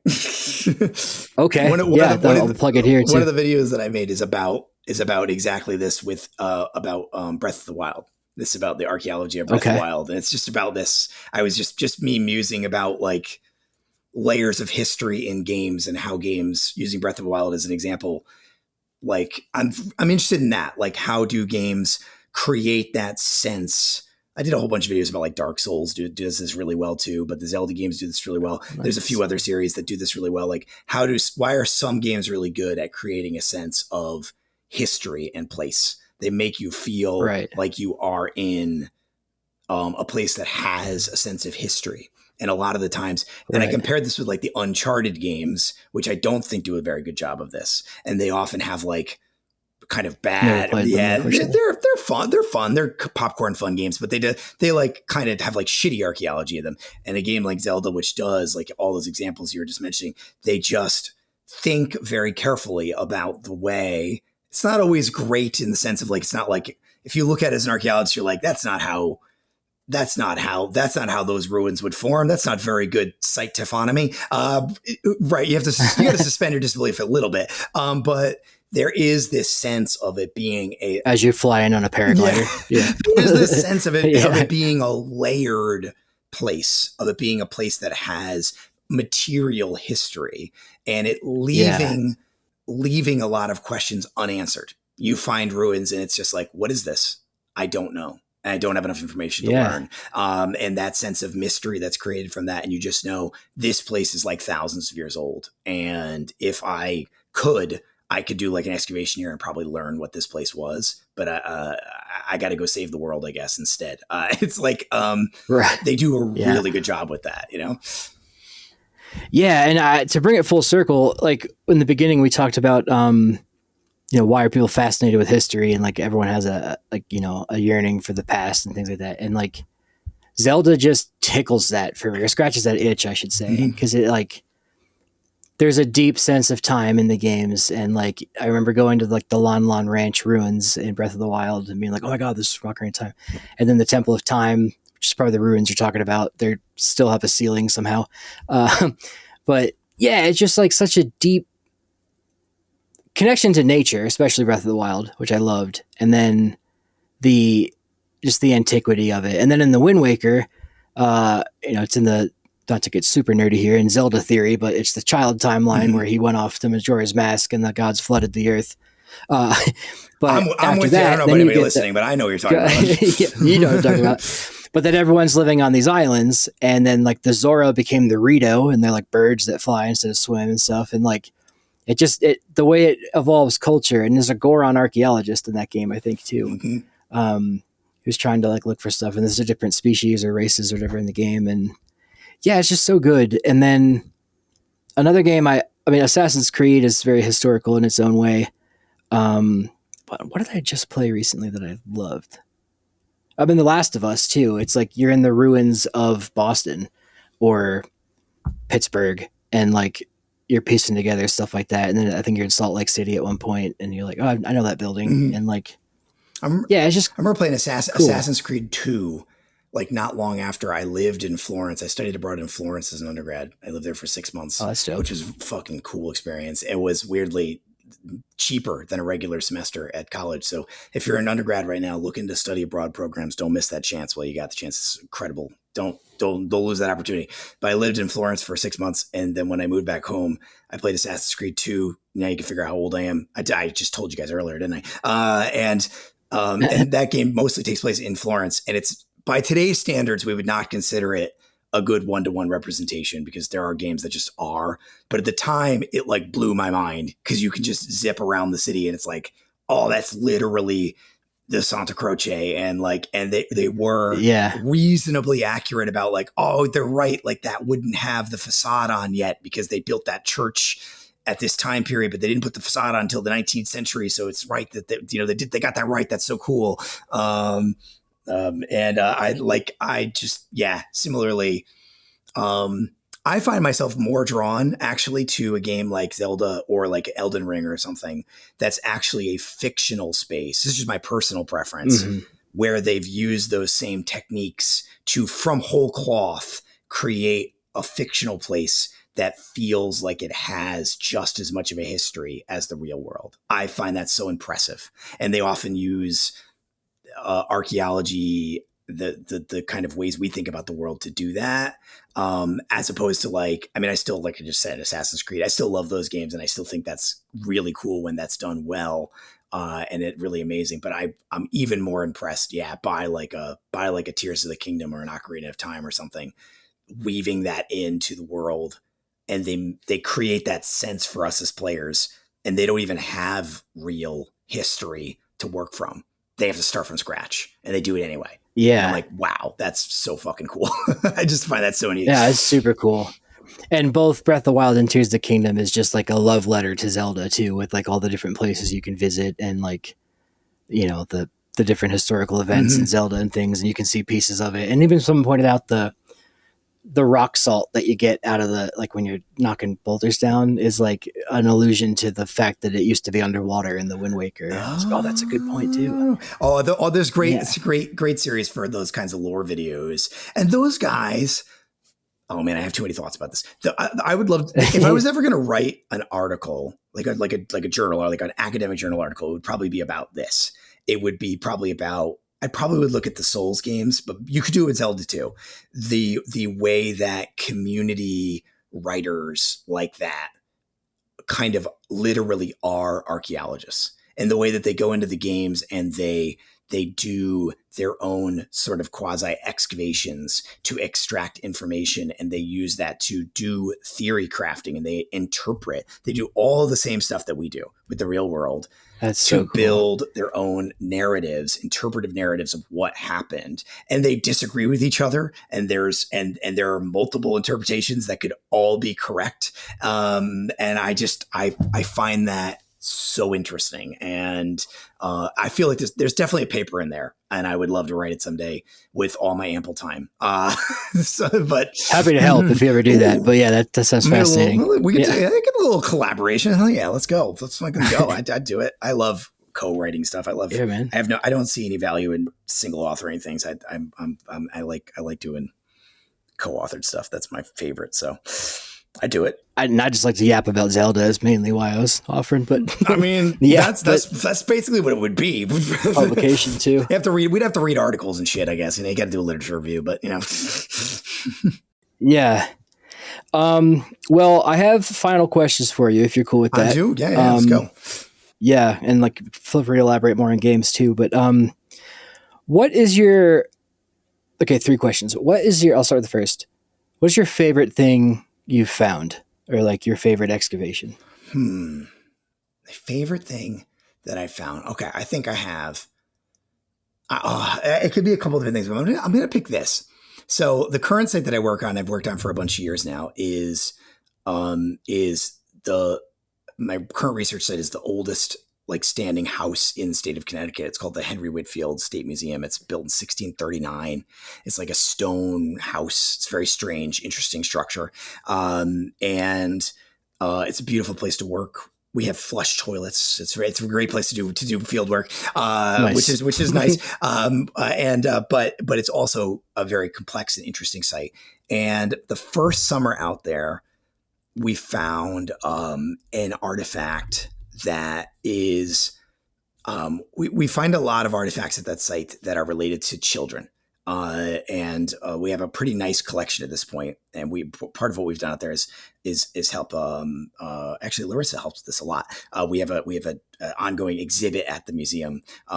She's very talented with that kind of thing. And we have an ongoing exhibit at the museum that's just about the archaeology and what we found over the years. And we have a nice collection of things associated with children. That first summer that we were digging there, we found a clay toy soldier that we later figured out it's missing its head. It's poor guy's head. It's made out of kaolin or white ball clay, but it's the same stuff that like smoking pipes are made out of, those kaolin smoking pipes. Okay. And which is an unusual material. And poor guy's been beheaded, and it's also missing its arms and legs, but it would have has little holes, little articulated arms and legs, which is wild. And the uniform that it's wearing is from the Napoleonic era. So it's probably an American War of 1812 uniform. So it comes from like the early 19th century, which is perfectly fine for the house. House was lived in during that time period. And we found cooler artifacts for sure at this site, many, many more cool artifacts, but that was very early in the excavations there. And at the time, here's the reason why it's my favorite. At the time, I have 2 kids, and they were like babies. They were little at that time. And I just had such a personal connection suddenly. This echoing back through time of the excavation to some child who had lost this toy in this field, and it had become a part of the stratigraphy, only to be found 200 years later by one of my students, who then handed it to me, and just standing there holding it. And like, I probably was bawling. I don't know. I had like a very emotional connection with this thing. Sure. And I probably was sleep deprived as shit because I think I had a very young, like newborn. My second was probably very little at this point. And I just, and that just always speaks to me about how powerful archaeology can be, and helps me to always remember to not lose that connection with what we're actually doing, which is that these objects we find they're people, right? They are the cultural web around actual human people who are just like us. Now, this is only 200 years old. That's pretty young by archaeological standards, but it wouldn't matter if it was 5,000 or 10,000 or 20,000 years old. That was a literal child who probably wasn't very different at all from my children. And I just felt that like a hot red wire between myself and whoever that was in the past. And I don't know who that child was. I don't know their name. I've tried to do research on that time period. Children are not really recognized in the historic record of that time, not in a direct way, not in a way that would allow me to try and figure out who this might have been. And yeah, that's at least at this moment, that's why I'm going to pick that. Very. And it was a toy? It was a toy. Yeah, it's a toy soldier. So Yeah. it'd be part of it. Very early style of toy soldier. So, and we've gotten probably a half dozen toy soldiers. Most of them are early tin style, like very flat tin style. Would be a little bit later than that, maybe 20 or 30 years later than that. And this thing is made of ceramic. Gotcha. It's very, very unusual style. But again, it would have almost like G.I. Joe or like Barbie arms and legs, like jointed, but it's missing those. So you can see the little holes where they would go in, but they're not there anymore. It's just the torso. It's a cool piece. Very, very cool. It's a very cool, unique artifact. I've never seen anything like it before or since, but for me, it was really that personal connection that made it such a powerful artifact. That's fucking cool, man. Next question would be, we already talked about it a bit, but what would be your best advice to future archaeologists or people that are interested in archaeology? Broad question. Yeah, we have talked about that a lot today, right? So, and I would say everything I've said is brilliant and do all of it exactly as I said, even the stuff that contradicts. No, I would say, like maybe I'm just building off my last thought there, but find those places where excuse my thing going off there. Find those places where archaeology speaks to you and makes that passion come out. Like, why did you get into this? Why this and not chemistry or astronomy or accounting or whatever, right? Like, why not do something that would make you more money? Yeah, I'm sure you can. I'm sure there's another job you could do where you can make more money. Oh, yeah. Why did you pick this? Something about this spoke to you. So hold on to that and keep it with you. Keep that passion with you, and let it kind of drive you. It sounds cool, but it's pretty pat, right? I think people will often give you that. The other half of that would be use that passion to do something. We've talked about that a little bit, right? How can you take your talents? You have something. You've got some sort of skill, some sort of talent, some sort of knowledge that nobody else has, or maybe very few people have. How can you turn that into something good? Is it advocacy? Is it just knowledge creation? Is it public work? Start a podcast, start a YouTube channel, start a TikTok channel. I don't know. Do some shit. Do something. You know, are you good at video editing? Do you have great hair? That's all Milo Rossi has going for him. That kid can't do shit. It's all his hair. That's it. Do you have hair that looks like that? You could have 5 million YouTube subscribers. No, we're joking. Obviously, he's fucking kid can you in. He does have nice hair. He does have nice hair, but I'm joking. Obviously, none of you probably aren't Milo, but it's whatever. It doesn't. You got something going on. So take those two things, your talent and your passion, and fucking do something with it.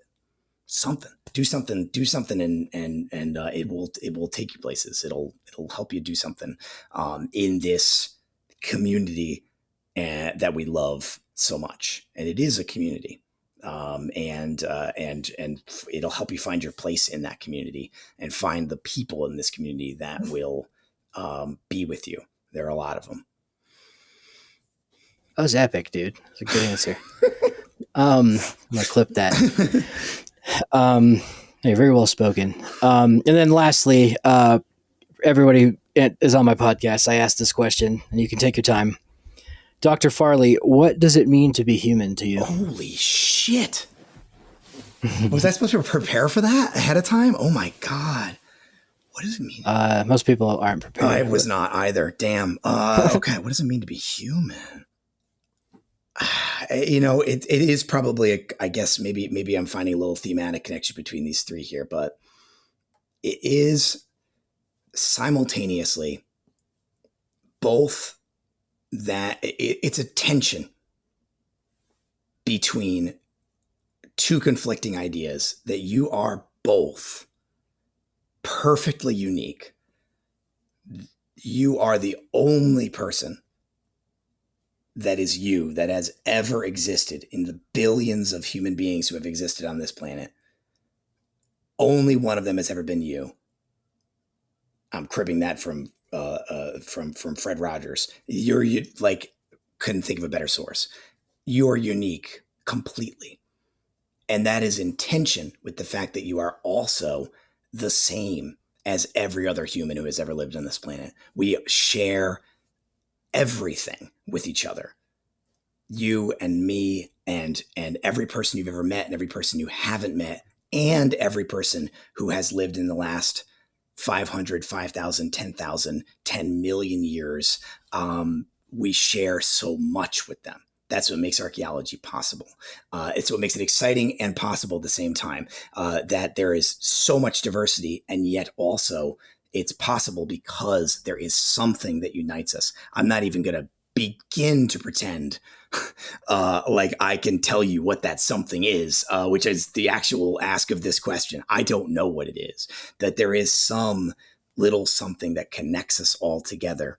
Maybe it's our genetics, maybe it's our emotions, maybe it's our brain chemistry, maybe it is our love of chocolate. I don't know what the fuck it is, but it's something that connects us across time and space and place, but also your little spark of passion that makes you unique is what will carry you through the world and make those connections between you and all those other people.